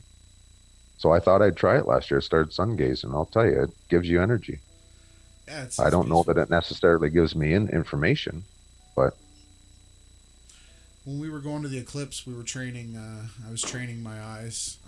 I was looking right at the sun, right? Because I heard that nobody could disprove the fact that the eclipse doesn't make the sunlight brighter. So I figured, okay, if I can stare at the sun in the middle of the day or when it's rising or setting, I might not go blind, because I wanted to look at the eclipse, right? Just see what it looks like with my eyes. So me and Jason we were doing it periodically throughout the time. You know, whenever we were just not working or whatever, doing whatever, we would look up, and like I said, you could see different colors. And I know maybe they said it's satanic, who knows, but I believe it's the sun was created. It's a magnificent thing of the creator. He worshiped the creator, puts it the most high. Like in this realm, the sun is what the bringer of life and the bringer of the daylight, right? So you know, my personal thing here on this eclipse, and I'll tell you, the last eclipse, the day of that eclipse, that morning I was driving to Edmonton from Calgary. It's a 4-hour drive. 3 to, I know what side of Edmonton as well. 4 if you don't but, speak. Well, 4 if I was going to the northwest end, so it was a little longer. But anyway, that morning I get up and I look outside. There's a couple clouds in the skies, and I looked everywhere. I mean, everywhere. I knew the sun was rising right behind my house. And I looked everywhere and could not find the moon that day. I drove all the way up north, could not find the moon. I get up there, could not find the moon anywhere to be found. No. But yet, it's caused by the moon. So where was it? I never saw it. That was I where couldn't the find moon it was. anywhere. That was what the moon was. It was the moon's path was lined up with the sun, and where they were perfectly aligned, where from your field of view, an angle of rise and set. So when the sun rose, it rose with the sun pretty much over North America. As it crossed in, it was Central America area, it was like perfectly aligned, and it did like. Well, so then I should have seen the eclipse the second I get up then and seen the sun. It should have been eclipsing. The moon is empty of light. When it has a new moon, once a month, the moon turns off, right? You know that. Yeah, but okay. So then if we don't see, right, because they say we don't see the moon, right? It's going to be transparently clear. Then how does something transparently clear block out light? I don't think that's their theory. I don't think they state that it's transparent. Well, that's what I'm asking. They say it's the light from the sun that blocks it out. I'm just saying it's void of light, so we can't see it. That's my theory. I'm starting to think that the sun may be self-shading, like it's peeking out of a porthole, so to speak. But not in a literal sense, if you do measure where you can see the moon, like the week before, and measure it all across the earth, when the time of the eclipse does happen, the sun and the moon are aligned over North America. It happened. You can measure it. There's no way you can't. But what is happening when the moon is a new moon that we can't see it? That is what I'm looking for the answer to. Right? Like you're saying you couldn't see it. Well, we can't see it once a month. Every month during a 30-day period, the moon disappears. Where does it go? Right? Shouldn't it always be luminescent, like earth glow, sun glow in any model? How does the moon disappear? Right. But if you go and you look in the book of Enoch, it says that it'll be void of light on that day. And that's the time where you're not supposed to work. I don't know. I'm just telling you what the scriptures say. Yeah. It's just odd, too, that the cycles aren't exact either. Yeah, or am I wrong on that? The paths vary, man. She has her own path. It's not like the sun.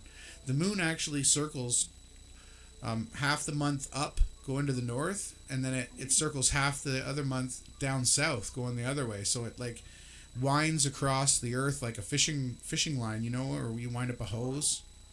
It Yeah. does that. It does that sine wave wind. It's incredible. If people weren't like so stuck up on, well, it's because of these Satanists, man. You see, like Eric Dubay, Dell, and Jeranism. These people keep you perpetually in a cycle where you can't learn what the Creator is trying to show us. We can't see it because 33 and all these symbols and all their whatever they do. You know, like, I'm so sick of it, man. Yeah, you know, with the sine wave stuff, when you start digging deeper into electricity and magnetism and resonance and frequencies, that stuff you start to understand it a lot better. I know I do now.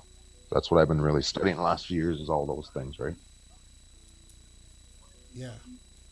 And I've been studying that not because I want to understand the sky so much as that I want to get into doing more inventive stuff, like making a self-running generator, things like to that nature, right? Yeah, me and Jason. But in studying that, it makes you start to understand the rhythm of the stars and the sun, and you understand that it's an electrical resonance light. It's not a rocky ball up in space, trillions of light years away. It's a light. It's a light. That you can see. Yeah, it's just a light. Electrical too. Yeah, they're like lights on a projector screen. It's got the. And you're right. I don't believe there's a dome above her head. I believe it's just a flat sheet, probably a magnetic energy field that's too powerful to send a rocket through. You know, NASA's. There's old military footage of them shooting rockets up at the sky. Yeah, they sure were, weren't they? Right. They sure were. I know they weren't nukes, nukes, but it blows up when it hits it. But NASA got through, right? Right. No, NASA. That's why it's said on his tombstone. Because I don't think you can get through. There's nothing there. I think it's void. You know how they had the high altitude balloon launches? You can never see the stars, and it's dark and high altitude planes.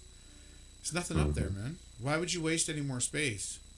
This is a simulation for us to go through life and to experience things. And I really don't think this. I just, you know, Hillary Clinton always says the glass ceiling, right? Yeah. Yeah, they lie. Well, right? whether it be molten glass or if it's just an electrical field or whatever it is. Well, how about there's really nothing there, but yet the AE map is on the UN logo. Like, gee, you think they're gonna promote the truth? Yeah, exactly. Come on, yeah, you know what I mean. 33 sections on the AE map. Yeah, it's a fake. Yeah, everything's around 33, 33 vertebrates and all these things, all these names of 33. Yeah, he just died at 33 supposedly, and all these things like. They don't even know when he was born, man. How can they tell you when he died? They don't know when he was born. It's not written, right? Well, I know who was born on December 25th. It wasn't Jesus. It was Nimrod.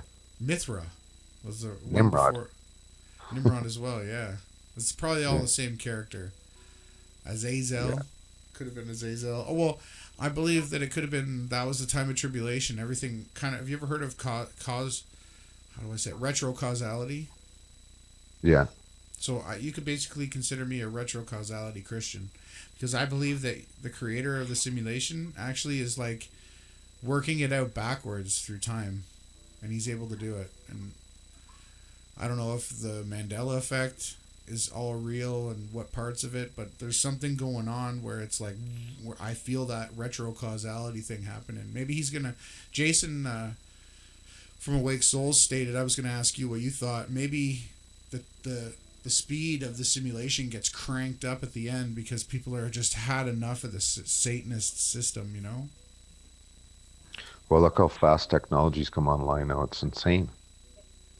You know, now they have microchips that they can put in through the head of a needle. Yeah, that's crazy. Well, I think they can spray them. I think they've been spraying nanoparticulates, little computers. Well, yeah, they're saying now that they actually have programmable nanoparticle dust. Dust, yeah, for a while, right? For a while, okay, they've been, but you know what it is? shown samples of it. So yeah, what it is they tell you they have it, they show you examples of it, and then they spray the sky, and they hope that you'll manifest it through your thoughts. That's what I've been finding. I'm starting to look more at the manifestation of manifesting things, right? You know, you believe this is demonic, so you get enough people believing something that's demonic, it becomes demonic. Yes. Right? It's Right? alive. Chemtrails are going to kill us all. So Yeah. far, no, there's no proof they're killing anybody. We Zero don't know what they're proof. spraying. They could just be spraying a mixture of hydrogen peroxide and vinegar for all we know. But it could be a hologram, a trick. Just a trick by a demon. Because that's what we believe. Because I've literally prayed. I prayed them out of the sky. Me, QNFE, and Awake Souls, we were having a call on Skype before we left that CIA network Skype and moved to the trusted encrypted I ones. did it too. I can't see over here. You can see on the screen that lock there. I like it.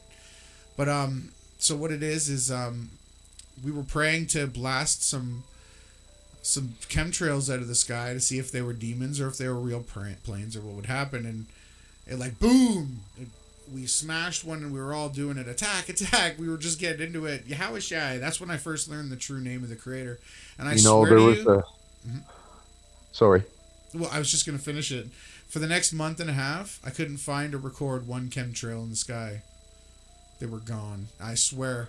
That is The other day here, I counted 6 all at one time.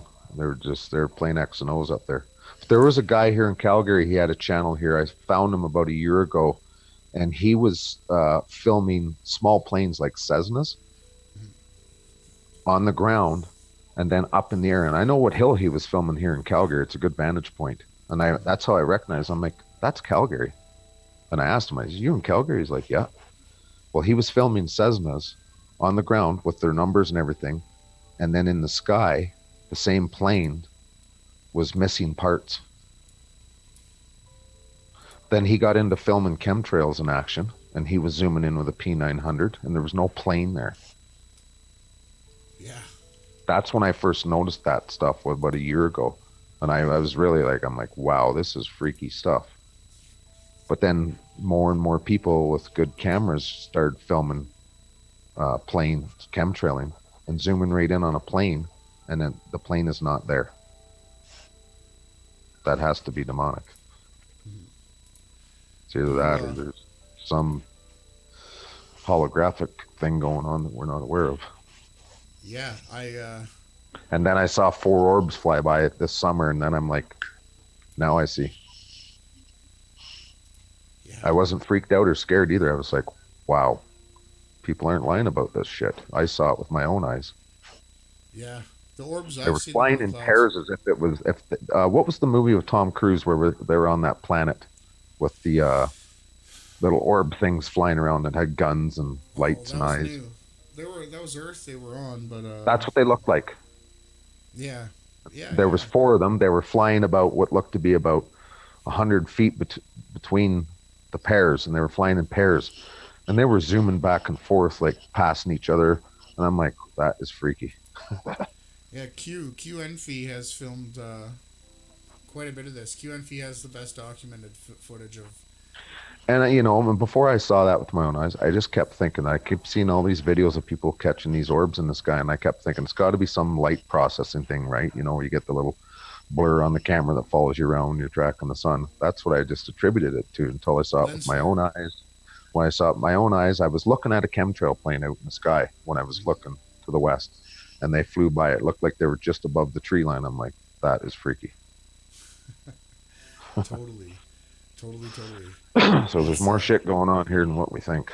Well, totally. I'm not saying they were spaceships or that. Demons. They could be angels. They could be demons. We don't know, man. We don't know. Only God knows why or what. All we can do is observe, right? We're no experts. We're just witnesses, right? That's what I find. I wanted to put this video on for a minute. I don't even think you have to really mute. You should be able to hear it. Maybe I might have to screen share it. Let me see here. But I do think now that there's going to be a massive deception come. Yeah, something. And I think so many people are going to, with their beliefs, are going to buy into it as one thing or the other, right? Yeah. Whether it's Jesus coming back or whether it's just an alien invasion, it's going to be something all tied in together to fool everybody. Yeah, they seem to be really ramping that up, right? Maybe it's just another big military false flag to get us into World War III, like Pearl Harbor, you know, a totally staged event. Yeah, models and toys. They've been practicing, but they kind of suck at it right now, right? All their hoaxes are laughable. Well, I think just so many people believe all the mainstream narratives that very few people question the stuff, so they can pull it off, and they don't give a shit about the handful of people that see what's going on. They know that their voice means nothing. Well, no, that's not true. Mean it's, you know. You can make a difference. You won't. When have you heard anybody on mainstream news saying exactly what happened on 9/11? You just don't hear it, right? No. A lot of people know exactly who was involved and who did it, but yet you'll never hear that narrative on television or in newspapers or on radio. But if you believe in morphic resonance, it's the theory that states that, you know, once you make an ice crystal and it takes shape, basically the next ice crystal has that same shape to draw upon. So through the collective kind of consciousness, through the simulation, the electrical vibrations that are, you know, working in and out throughout the universe or throughout our realm. So the universe is everything complete, the Earth involved, right? It's not outer space. There was never outer space. Well, yeah, and it's like trick the eye, you fool the mind, right? It's, for me, it was crazy because I always knew, like,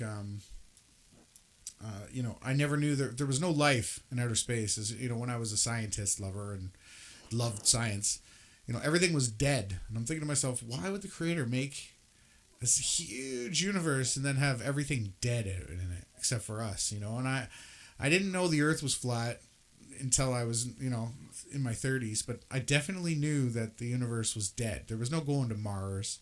There was no interplanetary travel. And now I know why. It's because we're in a simulation, right? Yeah.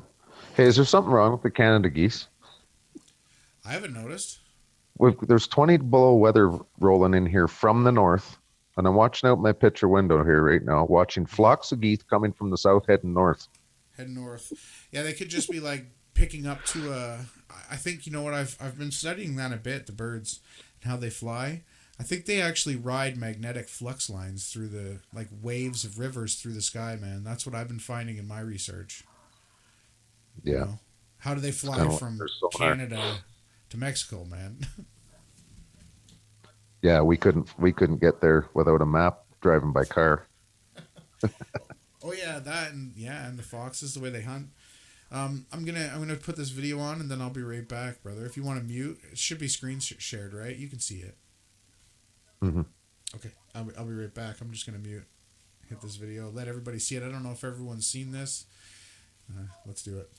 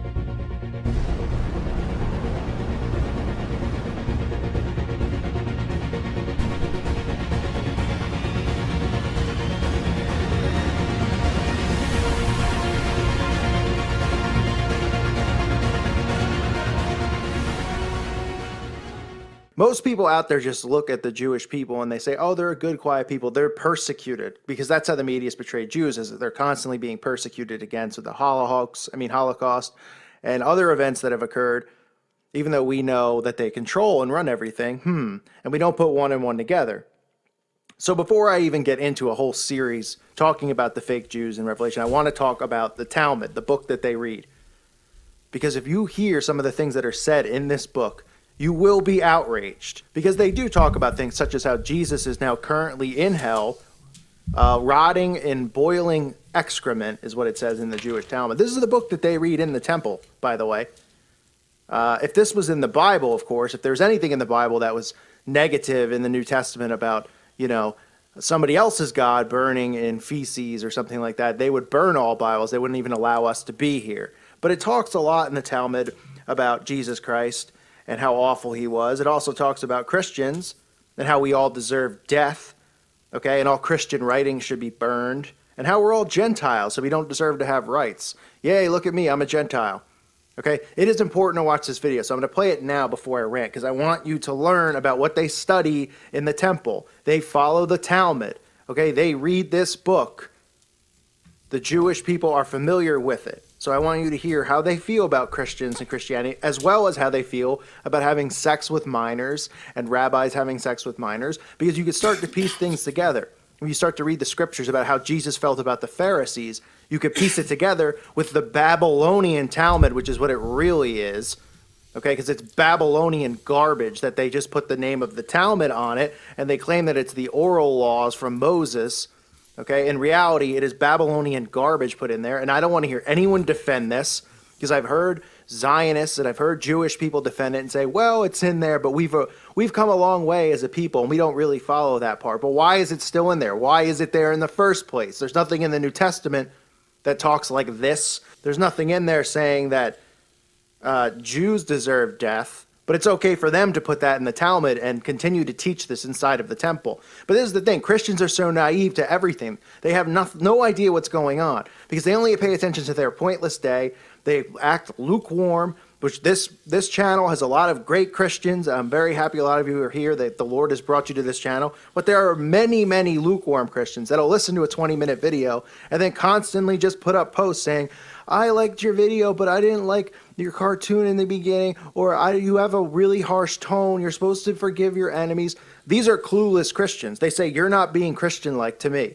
And I say, good, because then I don't want to be Christian-like. If that's what is that the stereotype of Christianity that they've created? Yes, it is. That we're supposed to sit back and take it and just be beaten down, and we're supposed to just do nothing. So people just are so weak and they're so beaten down that they don't even want to fight back for Jesus. If you're a lukewarm Christian, please unsubscribe to the channel. If you're somebody that can't wrap your head around things such as the Talmud and what they're preaching in their temple, and you don't want to start exposing these things, then leave. I want people here who are strong Christians, who are ready to fight back, who are ready to take on the armor of God, to put on the armor of God and expose these people. Okay? Now, this is definitely something that's hard for people to understand, because they hear about Jews and they always think of they're persecuted or this or that, because you don't hear them causing problems on the television or anything like that. The media will never put them in that light because they control the media. And this isn't an attack on an individual Jewish person. I know plenty of people who are Jewish that have not read the Talmud, that only read the Torah. But there aren't a lot of Jews that only read the Torah. But you'll see there are Jews out there who are real Jews, who do just follow the Torah, who are against Zionism and all of these things. But the Talmud is a disturbing book with a lot of disturbing Babylonian sexual acts inside of it, as well as a lot of blasphemy towards Christians and Jesus Christ. Yeah, everything, I completely agree with everything that he's saying here. I don't always agree with everything that channel does, but I agree with the channel that we're watching. This is the link from Enslaved by Media. We'll check it out. Rebel Without a Pause. Okay, let's check this out. Or am I muted?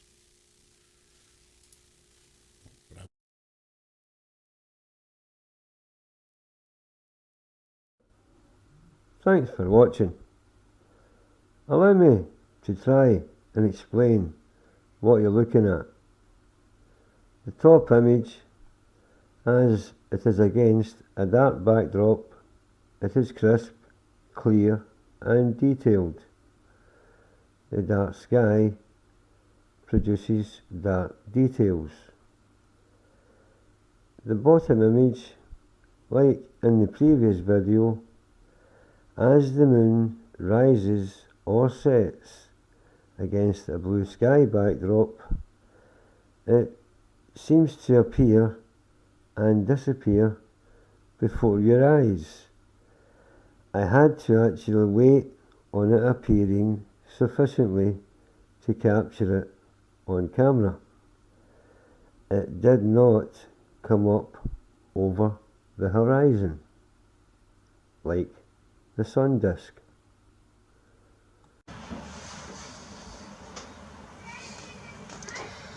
Hi, thanks for watching. I'm on a hangout video chat with Nick T in Bunbury, 200 miles south of Perth, Australia. How you doing, Nick?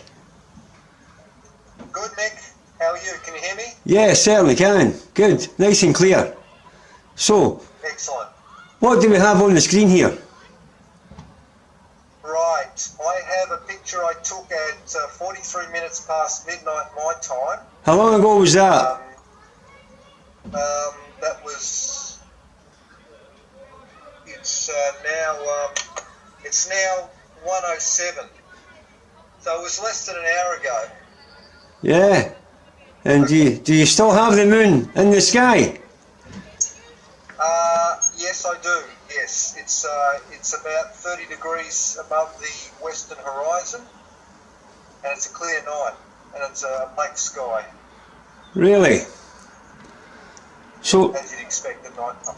yeah. Well, let me show you something, Nick. Can you see my screen? I can. Yeah. Watch this.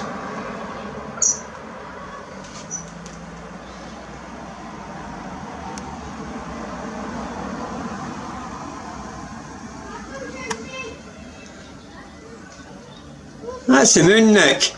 Well, here we have the moon above Scotland, as you have it above Australia. That's right. So, how do you think that works then? I think it's some kind of a projection, which is maybe it's one moon, two reflections of the same moon. I don't know. What do you reckon? Well, I was talking to somebody today about that, and we were wondering at what part across the equator do they flip? Yeah. Because they most certainly do.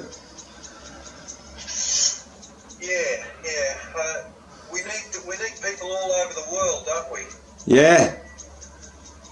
Yeah. I think I know a guy who can fix that. Are you recording this, mate? Yeah.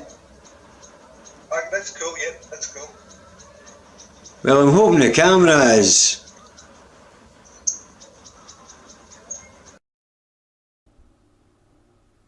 I would like to thank Nick for his collaboration in making this video possible. And I'd like to leave you with a question. How do you think this works? Well, thanks for watching. Please comment.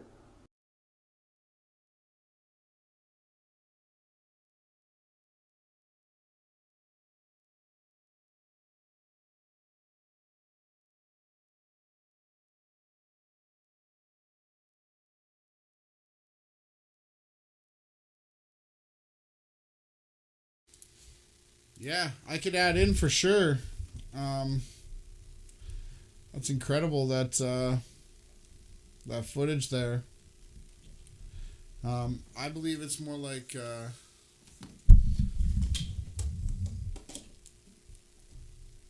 darn camera.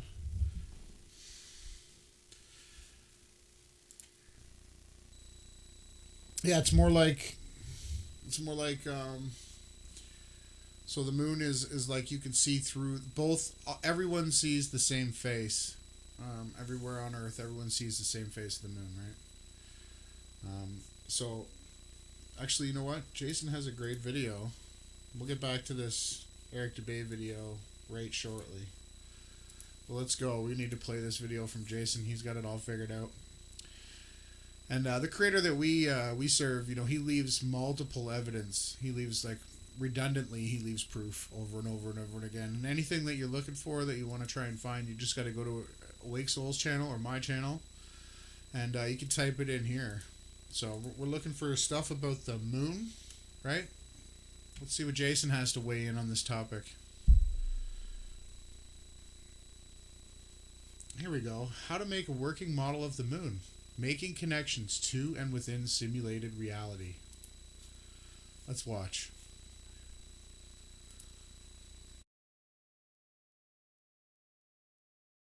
So I just want to do a quick little video, something fun, show you how to make a working moon model in a 3D modeling program like SketchUp. You know, SketchUp is free and it's pretty easy to use, and if you watch how I do it, you'll be able to do it yourself. So the first thing that you're going to need is an image of the moon. Now I recommend a PNG image as opposed to a JPEG, and so here's a good looking moon right here. And you'll see the difference between a JPEG and a PNG is that these images right here, in a JPEG you would still have the corners when you import the image, but here the corners will be missing, so all you'll have is the moon. Now when you open up SketchUp, you should have a screen like this. You can get rid of this guy, so with just a select tool, click on it and then hit delete, and that's out of your way now. So using this rotate tool, you can move your axes around a little bit. The green one's going to be your north, red east, dotted red west, dotted green south. You know, blue's your vertical axis. So I'm just going to position this up in the middle a little bit. Slide it over here.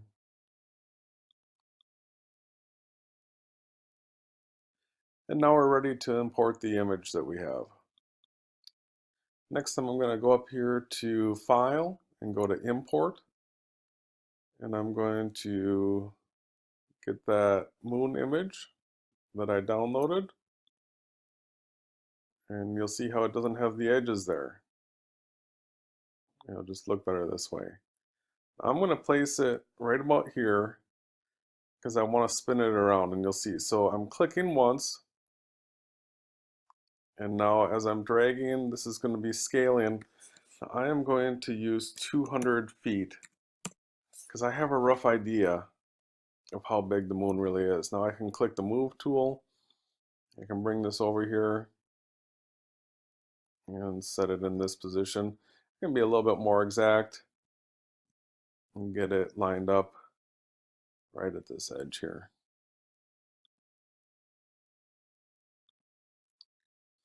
Now I'm going to zoom out a little, position myself at a side angle, and I want this pretty flat right here.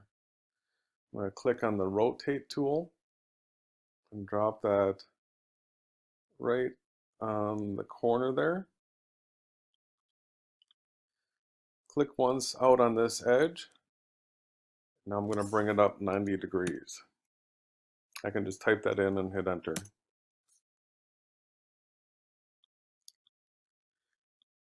Now if you take a look at what we have here, this PNG is transparent in a way. So we've got this crater up here, and it's at the top over here. From what I understand, from the north, we need to get this crater down to the bottom. So what we're going to be doing is duplicating this and flipping it over. Now to duplicate this, I'm going to get in position alongside this here. Pretty flat, pretty dead on. I'm going to grab the move tool. Now on the Mac, I'm going to hold the option key, and I'm going to click I'm going to drag this over. Now you can see the distance. I'm already at 12 feet that I've pulled it over. I'm just going to type 2 inches, hit enter, and now it's very close to each other. So if I come in here, zoom in a little, you should be able to see that we've got 2 images stacked one by the other, and the one on the right is the one that's selected right now. So come back here, grab the rotate tool, move this down till it snaps to the midpoint. I'm going to do a click there. Come in here, click on the edge of the selected one. Now I'm going to type 180, and it's been flipped. Now let's take a look at what we got. So this is the north right here. Come around, take a look at it. To get rid of to deselect, just take your cursor tool like that and select away from it. And now from the north, we've got this crater towards the bottom. This lays out correct from the north, I believe. Somebody will tell me if I'm wrong.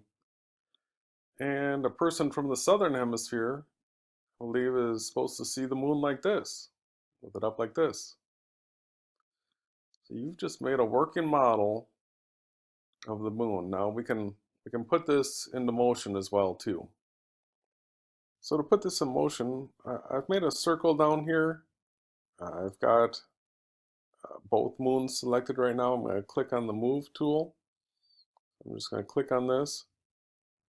I'm going to send it up a mile, 5,280 feet. Now most of us are looking at this from the north, so I'll spin this around here.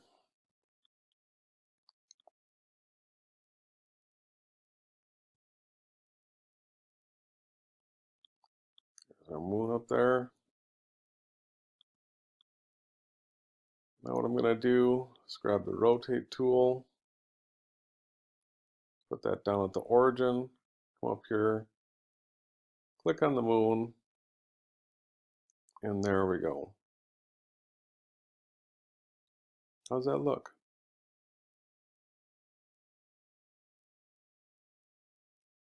Is that what we see?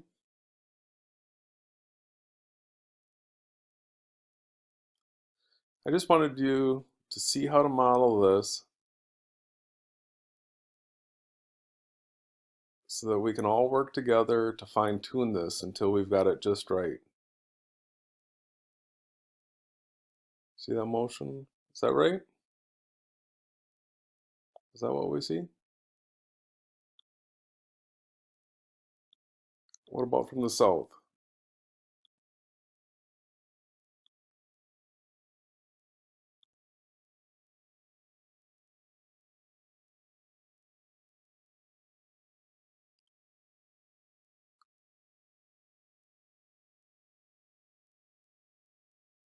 Is that right?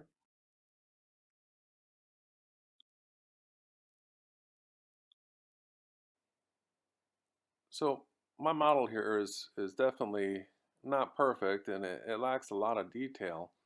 I just wanted to show you how to do it so that if you're interested, you can do it with waxing and waning moons. You can do it with the angles of the moon rise and moon set along with the meridian passing angle. The more detail you put into it and the more accurate model you create, the closer we are to understanding reality. So thanks for watching, and please try this yourself.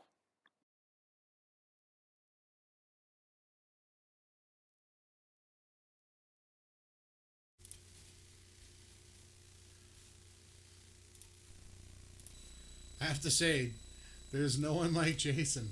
You know, these guys here in Bradbury and Glasgow put up their physical observations, and they document live. They filmed it. Amazing work from both of these gentlemen. They have it timestamped, dated, tagged. Unbelievable work here from these two guys. This is great. I'm going to hit the likes. Super good work. Oh, look who's below. Super. Oh. Great work. Yes. Love it. This is interesting who we got down here below. This brings me back to the reason why I started this live stream here. Eric Dubay and Dell. We're going to have to watch this again, people.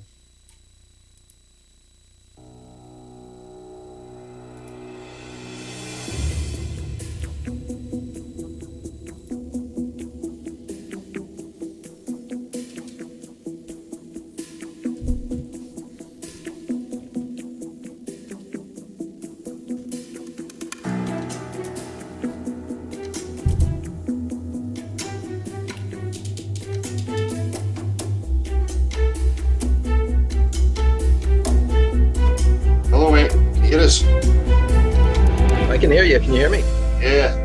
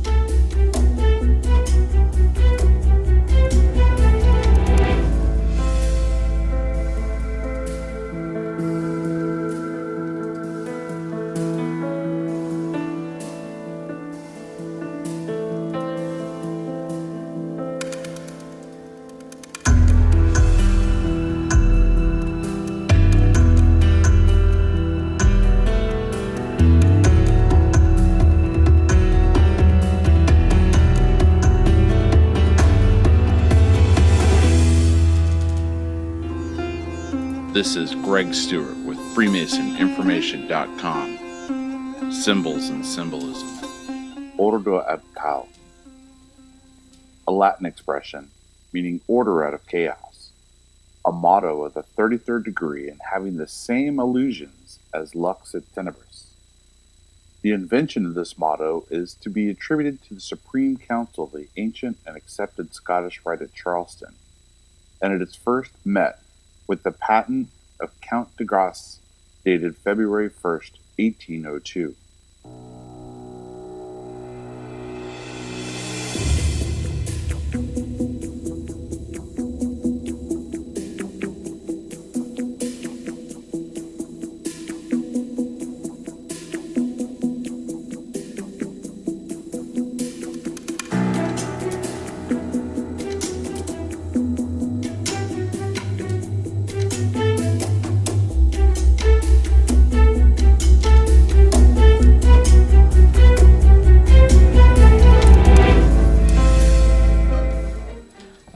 As part of the flag, you'll see the cross keys on that flag also. I want you to know something right off the bat here, that Vatican flag has the Vatican coat of arms plastered on it, and it's for everyone to see. And what Rome wants you to know, ladies and gentlemen, is that they are the one and only true church in the entire world. I read a lot of Anton LaVey's stuff, you know, that type of Satanism. If you're going to live here, then Satanism is a good blueprint. It's basically the golden rule, you know. Satan is the golden rule. I think we've seen someone there who was asking if I really thought they were Satanists. I don't know, can you guys hear me clearly out there? I'm pretty sure that They're Satanists, right? Look at this tattoo. He's got the all-seeing eye. So does ODD. Something on his forearm. They mark themselves. I guess maybe this is the mark for their god. I don't know. We don't need all these fucking divisions of rights for this and rights for that, or rights for gay, rights for whatever the fuck it is, right? See, at the end of the day, the only rights that there should be is see, if you're imposing on my fucking free will, I have the right to deal with you whatever way I fucking see fit. That's the only rights that we should fucking be pushing for. Okay? To say about the Satanism stuff, you know, I hear it all the time and it's not really fair. It's not that I'm sticking up for anything, but, you know, the Satanism I understand is the golden rule, you know. People get free. The golden rule. To do what they like, as long as it's not imposing anybody else's free will. You know, women to be respected, children to be respected, animals to be respected, everything's to be respected. You know, it's up to you to govern yourself, no some external source. You know what's acceptable, you know what you like and what you don't like, so if you're willing to put that on the others, then you should expect the same back. And that's what I mean about this place. This place is full of predation. If you think this is a wonderful, amazing thing, then you've got fuck all to know about it. Just rejoice in it. You know? You're part of it. If you want to be a predator for other things, then something else is going to be preying on you. That's it.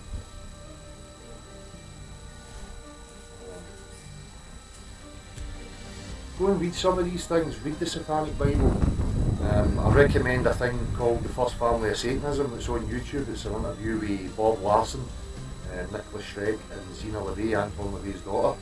And I'm not taking any sides or agreeing with everything that any of the parties say, but it gives you a good idea of how this duality thing You works. also have this moon here, and well, there's no moon below, but you'll see the moon below on this section. The white moon and that black moon, the dual symbology going on.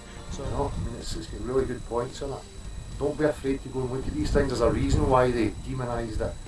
You know, it's the work of Satan and Alistair Crowley and all these people are evil men. It's not like that. Go and fucking read it for yourself. Yeah, it does. It flies in the face of what the Creator wrote to us. He told us to watch for you. He told us all about you. What do you mean it's not about that? I wanted to show you that this is a poster that was done by an occultist and Satanist, Madame Talbot. She was an actress. And when Aleister Crowley died, she made this poster for him, and it's riddled with all of this satanic symbolism. And one in particular I want to show you is the Baphomet. So you see this handwritten, or not handwritten, but stylized Baphomet. So this is what's okay. This is what Dell is subscribed to. And this is everyone in the chat. Is this what you guys all support too?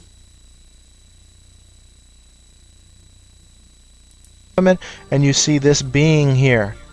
This is the goat head. It has a Luciferian torch of enlightenment.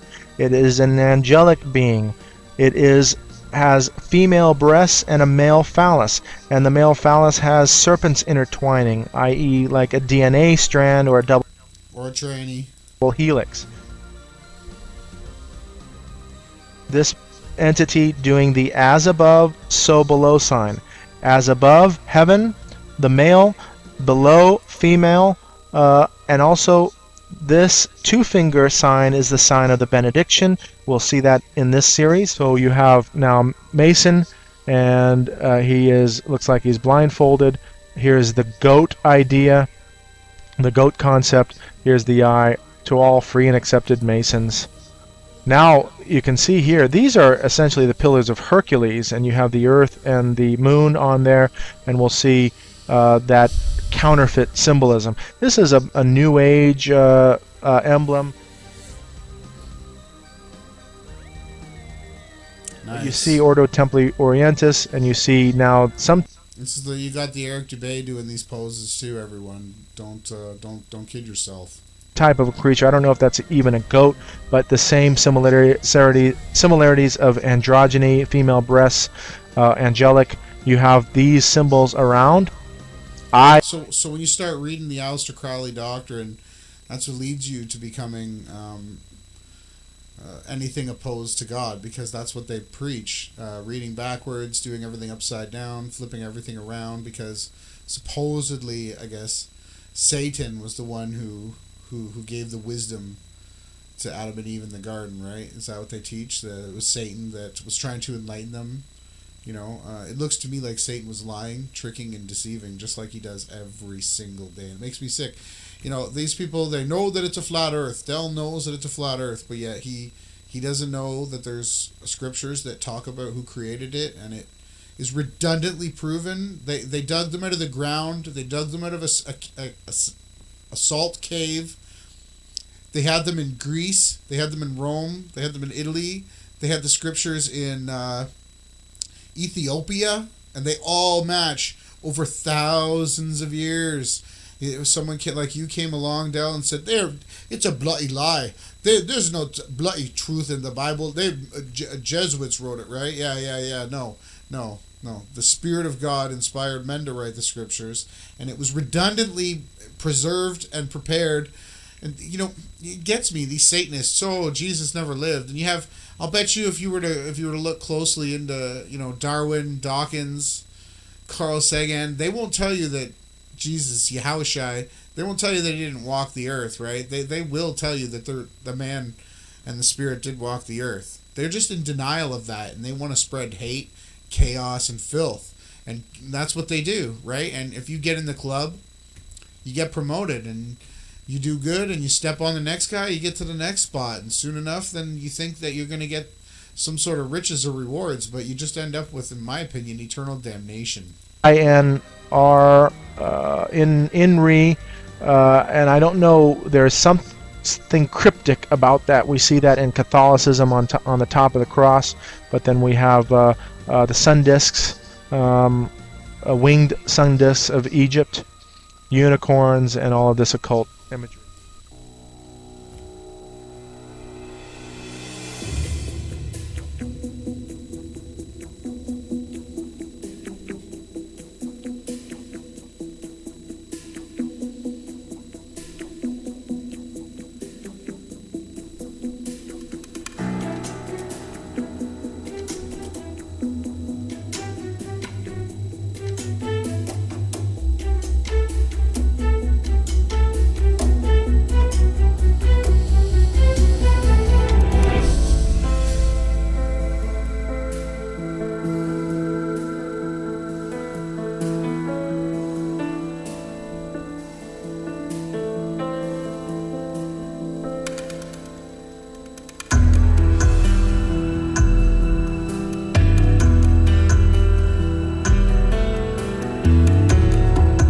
All tied up in jobs that we're not happy with, and we're all trying to pay these bills for gas, electricity, just to live.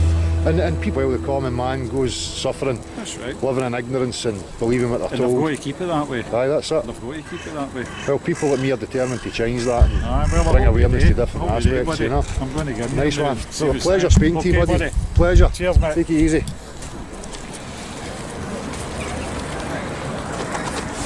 So, if anybody's, no guessed it yet, you know exactly where I am. I'm at Celtic Park in Glasgow. And as I was saying to that gentleman there, the history of this club, I mean, there's a lot of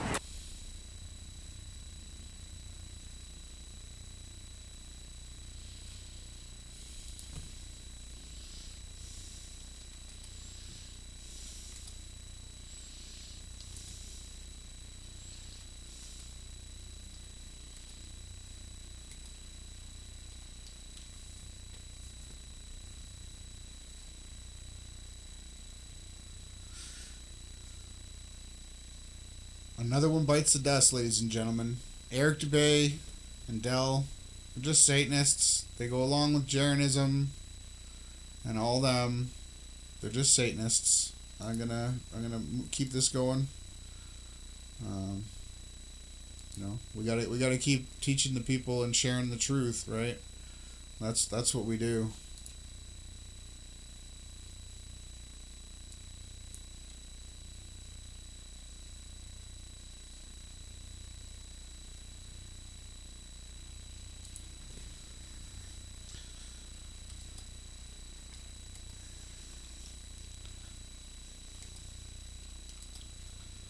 what I'd like to start off by doing is defining what I mean by Satanist, because I have used this term in reference to you, Jaron, the GLOBEBUSTERS, and really all the popular flat earth channels.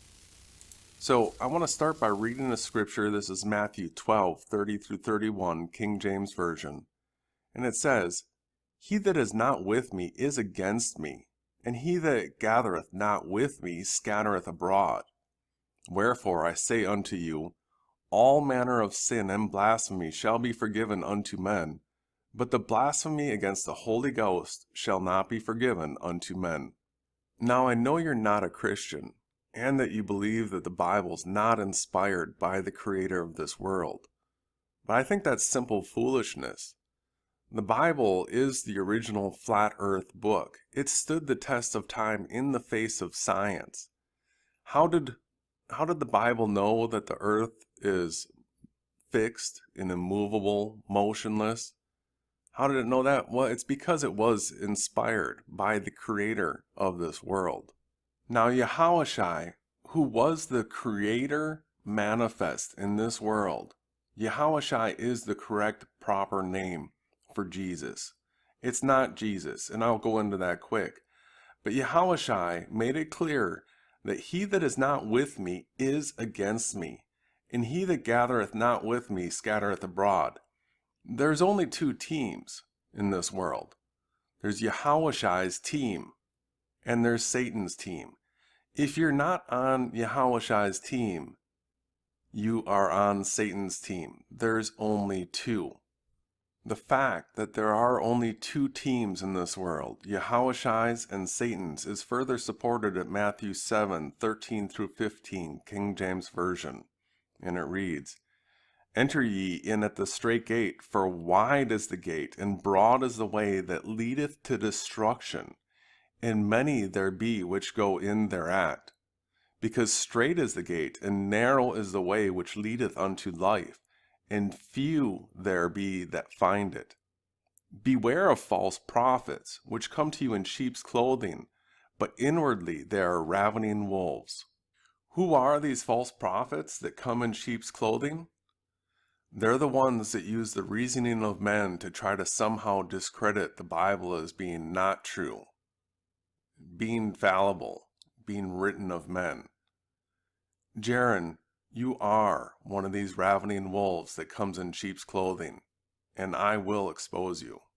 As to the importance of knowing the true and correct name of the Savior, who was the Creator manifest in this world as a human for our salvation, let's read Acts 4:12, King James Version, and it reads, "Neither is there salvation in any other, for there is none other name under heaven given among men whereby we must be saved."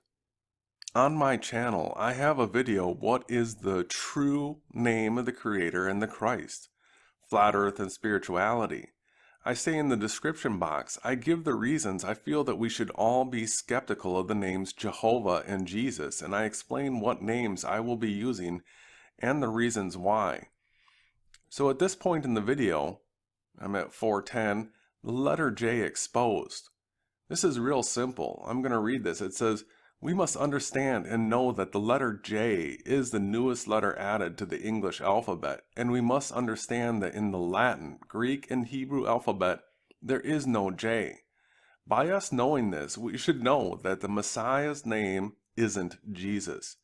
Christ was a Jew from the tribe of Judah who spoke Hebrew. Please read an in-depth study about the letter J.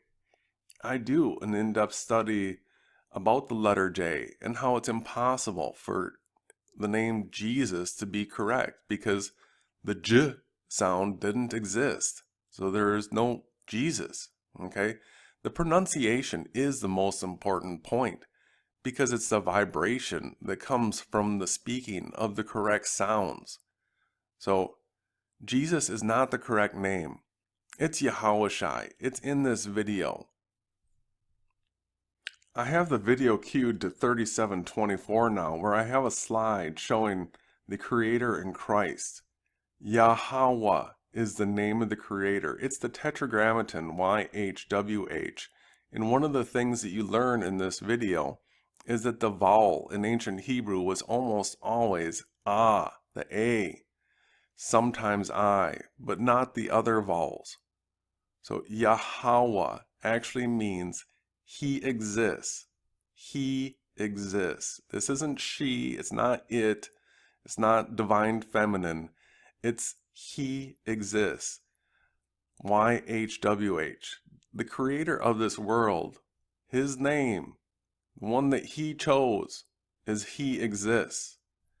And then when he manifests in this world as a human, his name was Yahawashi, which means Yahweh is salvation.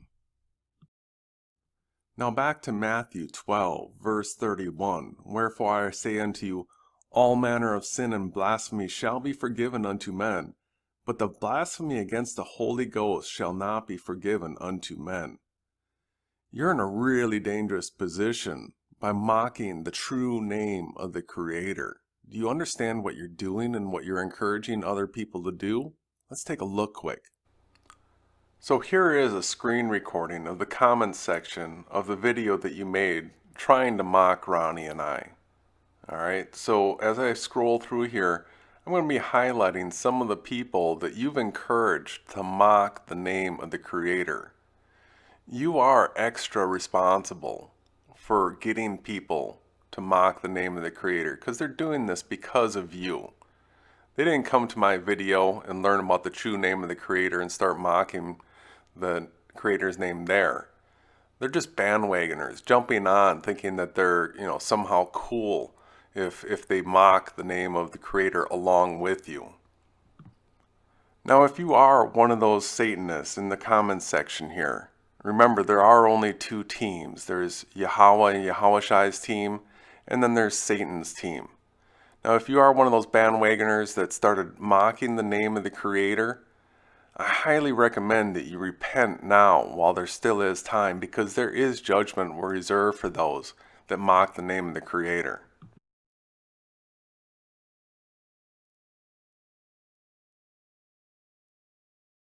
Let's talk about sniping for a second. So here I am at YouTube, and I've done a search on YouTube for Google Hangout sniping. Now if you look through here, you're going to see that there's really just two results. There's Godless Girl. What a name, huh? Godless Girl. Hangout sniping. She supposedly sniped somebody.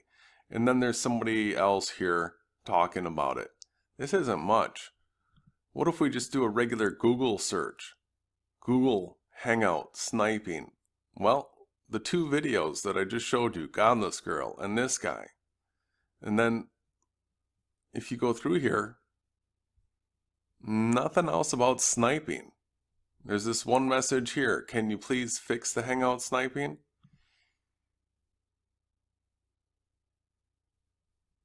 Just one comment here and one message in response saying you should be posting this in the Hangouts help forum. That's it.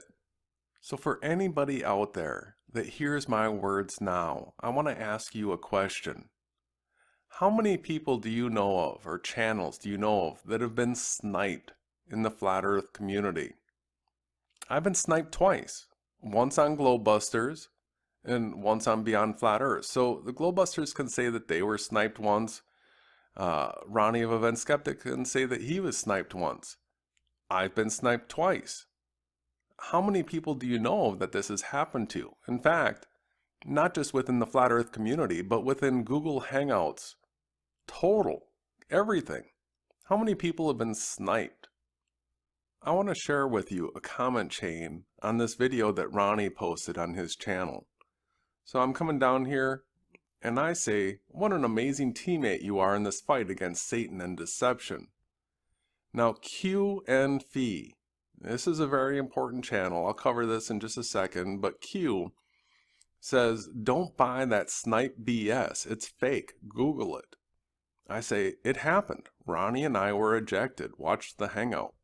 He says, yes, but what makes this guy with the exploit so smart? He's the only one. Laugh out loud.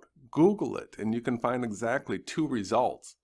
If this was real, then there would be 100 search results popping up. One of the 2 results is from a flat earther, and nobody jumped in on his post. No, this sniper shit doesn't exist. They got some help from higher hand. You forgot, I already researched it. I out-hack this clown any time of the week. I was a hacker for like 10 years. And then we've got somebody else jumping in. Mitz Patrick says, if you think it's fake, perhaps this might interest you. And then there's a link. Q responds, spy, bye. Have you any idea what this is? This program you need to install, for example, on an Android device.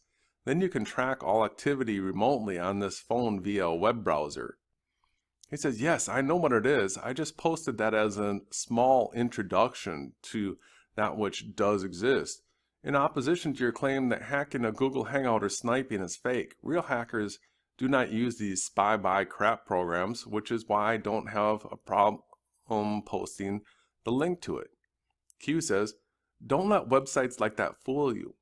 On first sight, it seems it can hack a Hangout. You need to search the site about how the stuff works. People might fall for it. This program is for people that like to spy on their girlfriend or kids. This got nothing to do with hacking. It's like hacking your own device. Mitz replies, agreed, the program I linked is not a tool that can be exploited for malicious intent. Nothing serious anyhow. However, that being said, does not negate the fact that other methods can. Q responds, hackers use exploits, pieces of code, and I know about this crap because I used many exploits in the past. If there was an exploit available for the Hangout, then it's easy to find on zero-day or zero-day exploit databases, but it does not exist. And he responds, and still the invisible unicorns run freely through the traffic. Q responds, and you might like to know about this. So it's very unlikely that there is some exploit available. Google rewarded hackers more than $3 million for reporting vulnerabilities in the tech giant's software and devices last year, the company said Monday. Since its founding in 2010, Google's Vulnerability Reward Program, commonly referred to as a bug bounty program, has paid out a total of $9 million to security reachers. Q says to me, hey Jay, question, did you notice any slow connection the moment you got booted? I respond, I live in the country just outside Austin and my internet connection is always slow and cuts in and out. It's my hunch that Timmy is something like CIA and is given access by Google YouTube to do the sniping. Q responds, yeah, must be, but tell me, what happened when you got kicked out? Lose the window or what? How does that work? I'll try to figure out what exactly happened. I responded, he joins the chat by copying the link from a screen share, and once he is joined, he has administrative privileges that he should not have and nobody else has. He then ejects everyone he wants to, including the host. When he did it to Ronnie and I, he spoke on our Hangout and mentioned that he had 5 minutes. I find that an interesting clue. And then Q responds, impossible for a YouTube user to do this. This means that he is the smartest guy in the world. Somebody that is so smart and could not figure out the shape of the earth. I've been Oh screaming. shit! Sorry, I have to caveat real quick. I sniped you off of GLOBEBUSTERS too, and Morgile. I forgot about that. Sorry. Yeah, that was the first time, right? Yeah. Sorry. It's true. Well, and that's the reason why I said that I didn't think it was legitimate that you could be sniped, because I thought it was all part of a GLOBEBUSTER ruse. So this Timmy the Troll flat out admits to sniping me on GLOBEBUSTERS, sniping me on Beyond Flat Earth, and he still has his YouTube account, he still has his channel, and he hasn't collected his millions from Google for having this exploit. And it continues to go on like it's no big deal. Timmy is false opposition. He is your personal troll, Jaren, GLOBEBUSTERS. He works for and with you guys. That's the only way.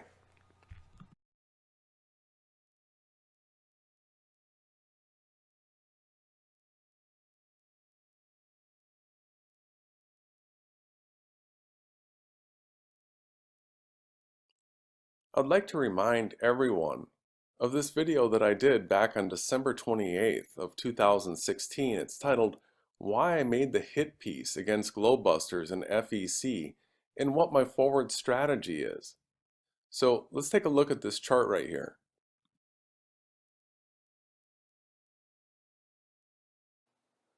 Long before being invited on the GLOBEBUSTERS and Flat Earth Conspiracy, this is the way I saw them, both as controlled opposition groups.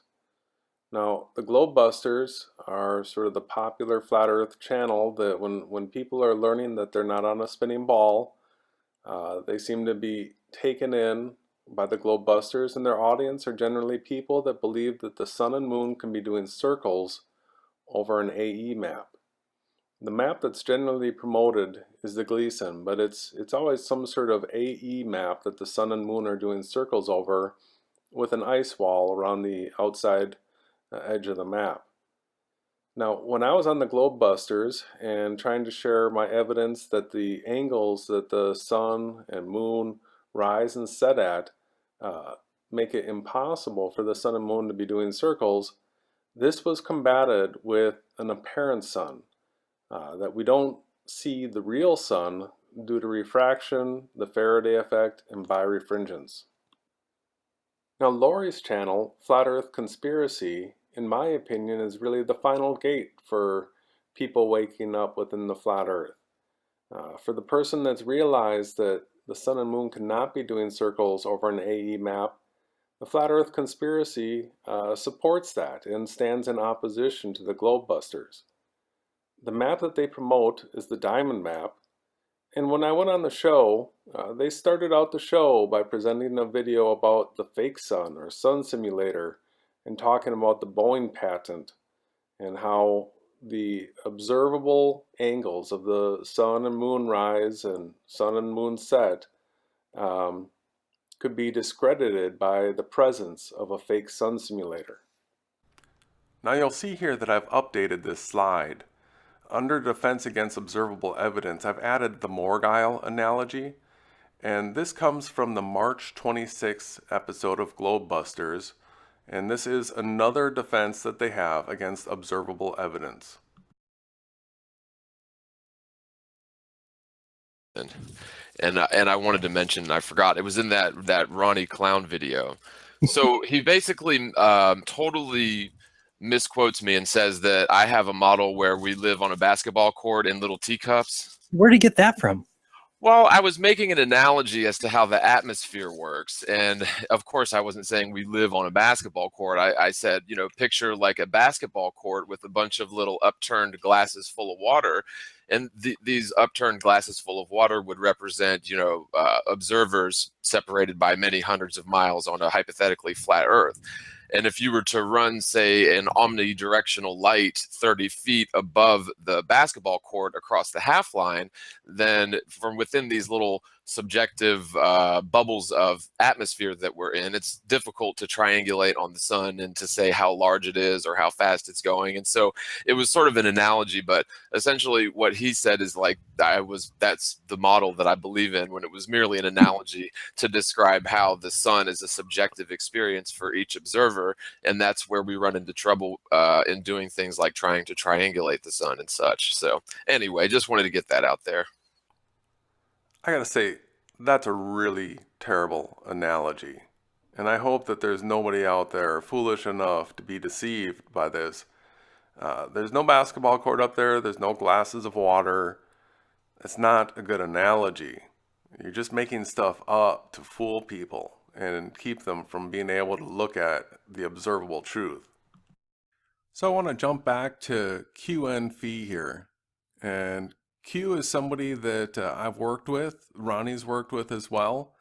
We have something in common. There's really only 5 YouTube channels that I can think of that speak up against the fact that the popular flat Earth model doesn't work. Well, 5 channels that know that it's flat and that the popular model does not work. Now, one of them is Flat Earth Conspiracy, which is controlled opposition. And then there's QN Fee, and then there's Ronnie and I, and then the channel that we put together, Beyond Flat Earth. That's all that I'm aware of. Now, Q is not a Christian, and Ronnie is. So Ronnie and I are totally aligned on this direct path to simulation realization. This is something that we cover on Beyond Flat Earth. And when you go through this flowchart, the place where Q and I split is after spirituality, I follow the Christianity path, but he does not. He doesn't go back to religion either. He just stays in spirituality. But so his path is a little bit different, but we all know that the earth is flat. We know that the popular flat earth model is impossible and that there are controlled opposition channels in place promoting a false model. Now, we take it as far as this being a simulated world because I do believe that I have evidence to be able to show people that this is in fact the case.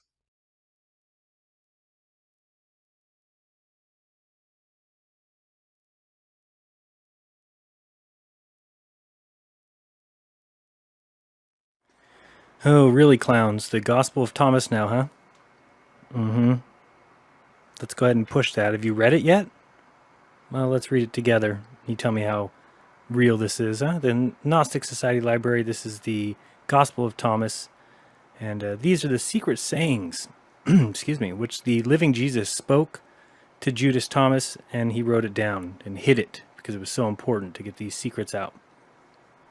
So we'll read just a couple of them. How about this one? Jesus said, I have cast fire upon the world, and see, I am guarding it until it blazes. All right, not bad. Let's move on to the next one. Jesus said, when you see one who was not born of woman, prostrate yourselves on your faces and worship him. That one is your father. Who is not born of woman? Satan? Who are you talking about? The disciples said to Jesus, tell us what the kingdom of heaven is like. And he said to them, it's like a mustard seed. It is the smallest of all seeds, but when it falls on tilled soil, it produces a great plant and becomes a shelter for birds of the sky. Except the mustard seed isn't the smallest seed. Sorry, Jesus. Jesus said... Yeah, I'm muted. Okay, I should be coming through loud and clear here. So basically, what I was planning on doing there was I've played the intro to this video just to give you a little bit of understanding of the network that we're dealing with. You're dealing with Tim Osman, the troll. You're dealing with Dell, the imaginary curve. You're dealing with Eric Dubay. You're dealing with Jeranism. You're dealing with David Weiss. These are all active Satanists. Okay? So people need to open their eyes. You can see how they all work together to suppress the truth. It's clearly evident. So I'm going to have to play a little bit more, and then I'm going to go back into exposing Eric and Dell. You over and over and over again. Just go disappear right now, Jaren.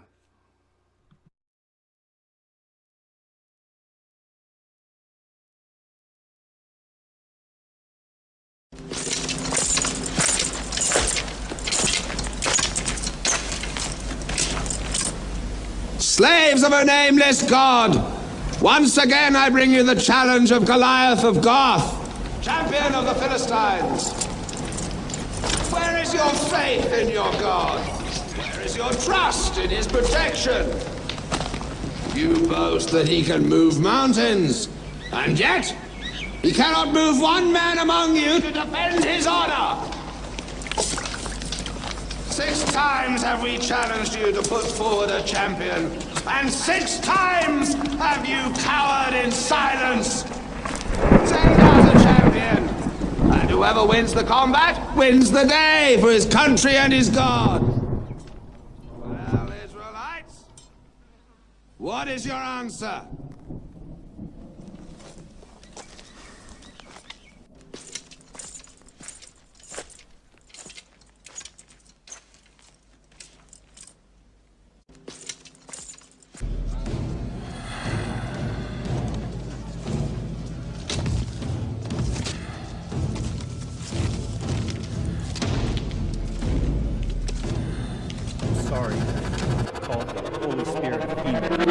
Sorry. They put all of the clues out there. They put all the signs. They put their entire agenda out there.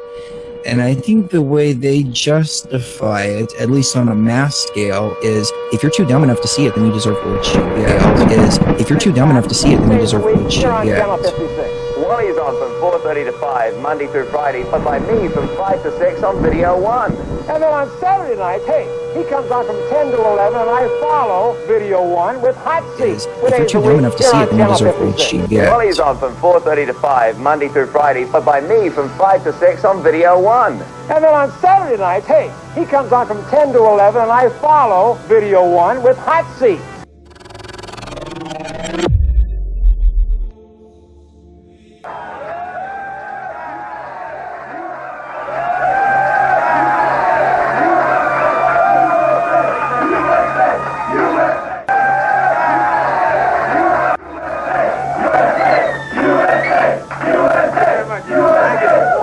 Thank you. Welcome back, everybody. This is the final segment of our show. Before we get to our last guest, I want to invite you people here in Southern California to a very special event. All right, now our final guest, I can't believe this, but he's the head of the Flat Earth Society.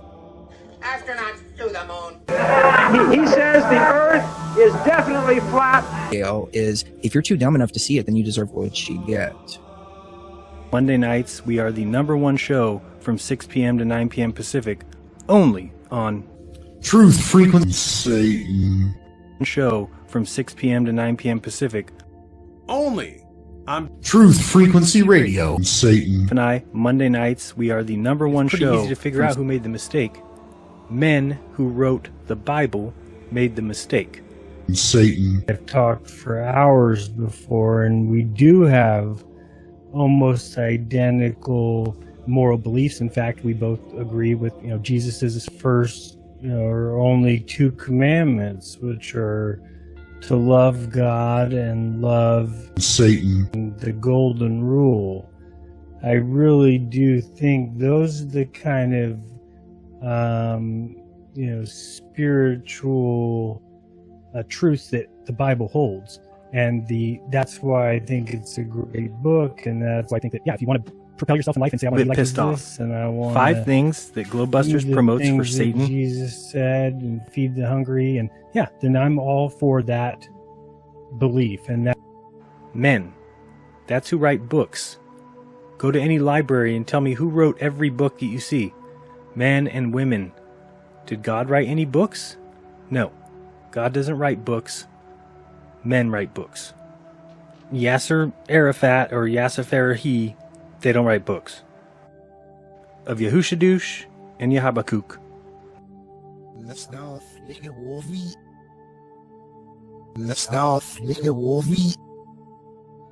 Evil, wicked thoughts and these other creatures that were birthed by people that no other than Sherry and Chris and Jaron and Bob. These are the children of these evil, wicked thoughts. Against spiritual wickedness in high places. Wherefore take unto you the whole armor of God, that ye may be able to withstand in the evil day, and having done all to stand. Stand.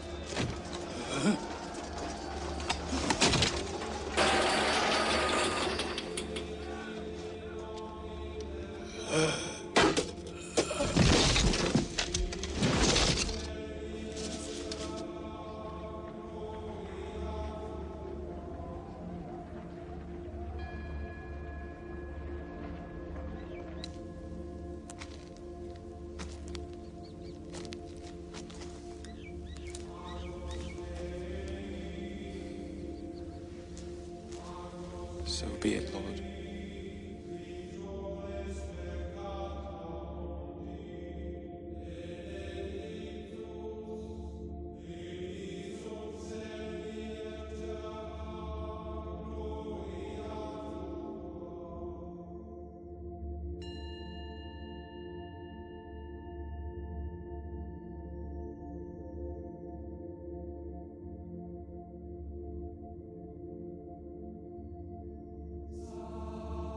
Dell is, if you're too dumb enough to see it, then you deserve what you get.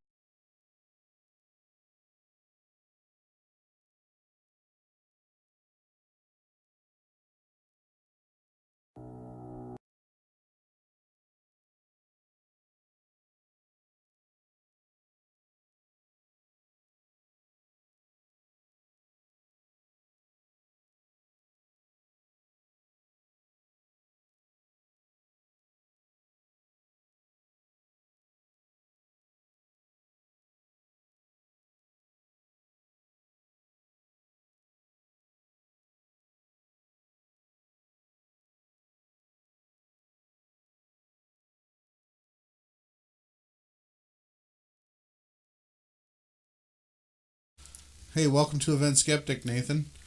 Thanks for giving Jason and I a shout out. I actually sang Awake Souls and Event Skeptic on your channel. I think I got some subs from that. Thanks. Even though you interrupted me today when I was trying to explain my perspective video. No problem. You want to play dirty cheat games? That's cool. No problem. So, have you heard, Nathan? Dell is working with Eric. They seem to be like super Aleister Crowley Satanists. No? Have you heard? Let's check it out.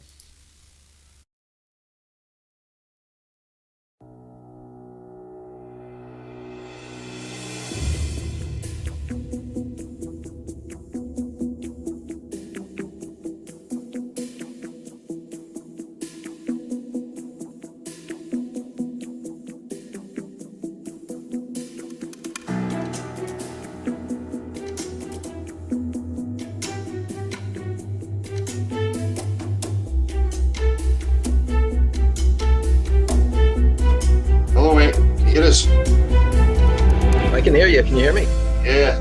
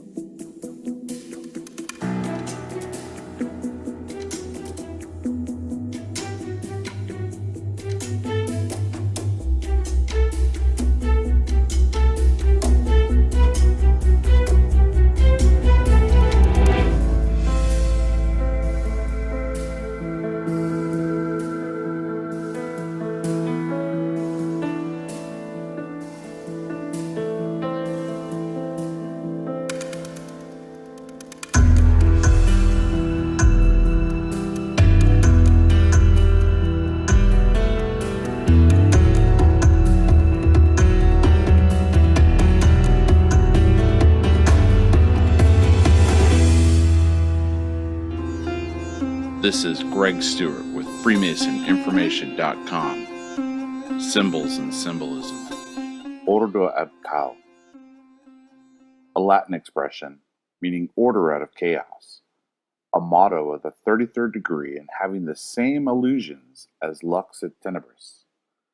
The invention of this motto is to be attributed to the Supreme Council of the ancient and accepted Scottish Rite at Charleston, and it is first met with the patent of Count de Grasse, dated February 1st, 1802.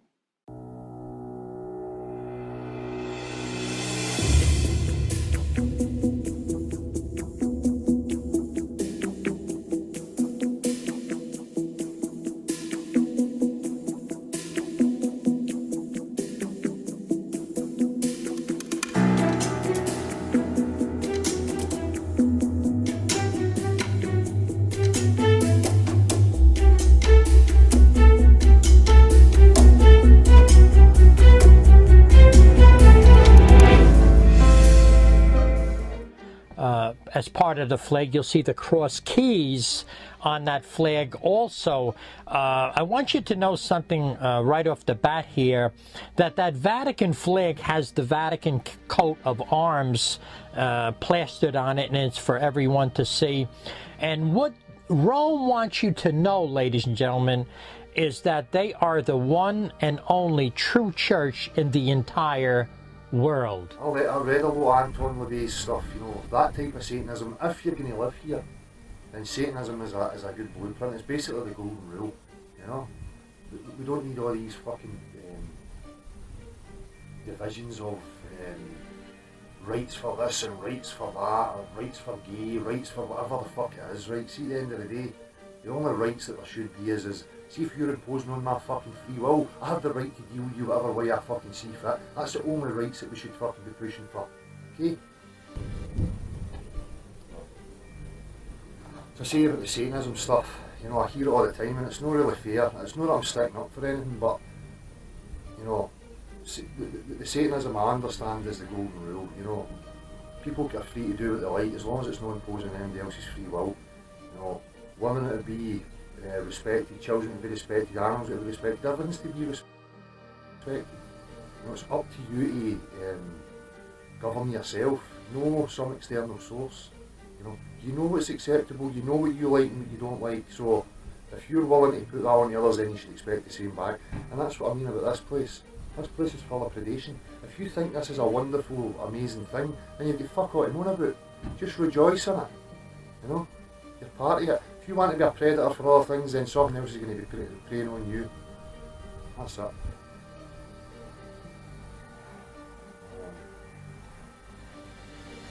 Go and read some of these things. Read the Satanic Bible. I recommend a thing called The First Family of Satanism. It's on YouTube. It's an interview with Bob Larson, Nicholas Schreck and Zena LaVey, Anton LaVey's daughter.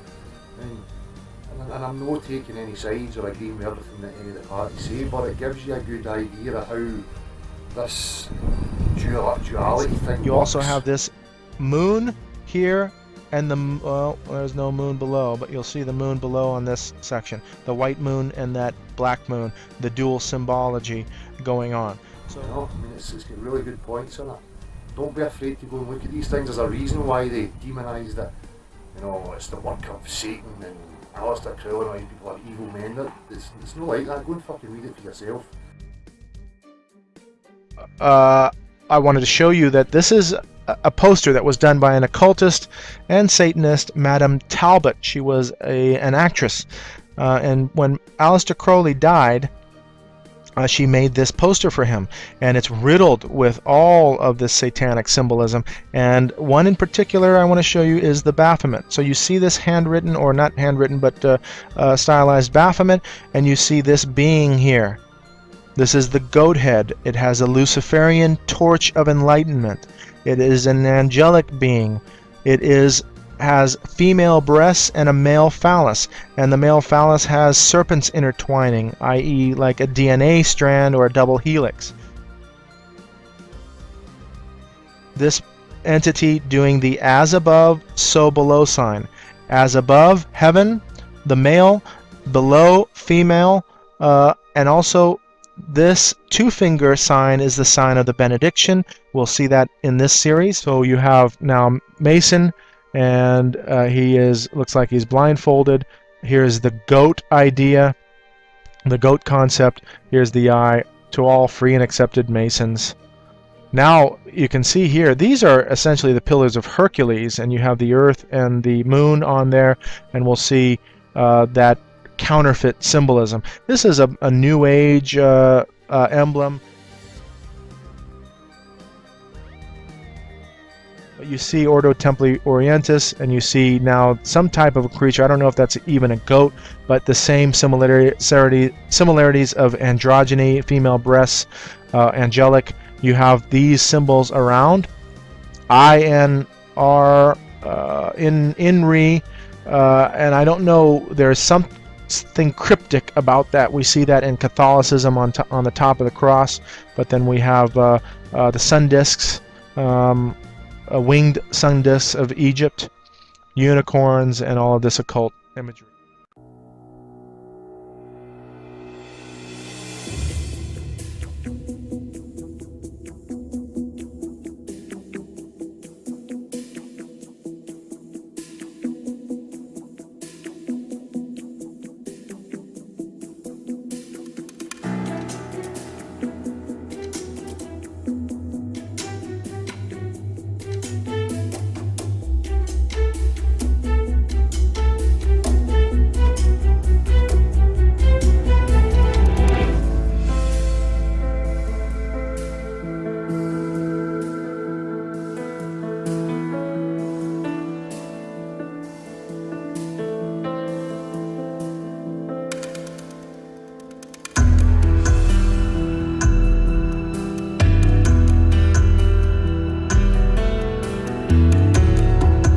All tied up in jobs that we're not happy with, and we're all trying to pay these bills for gas, electricity, just to live.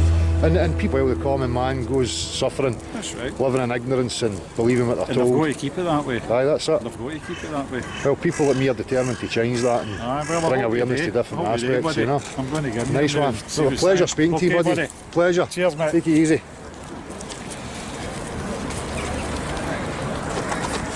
So, if anybody's, no guessed it yet, you know exactly where I am. I'm at Celtic Park in Glasgow. And as I was saying to that gentleman there, the history of this club, I mean, there's a lot of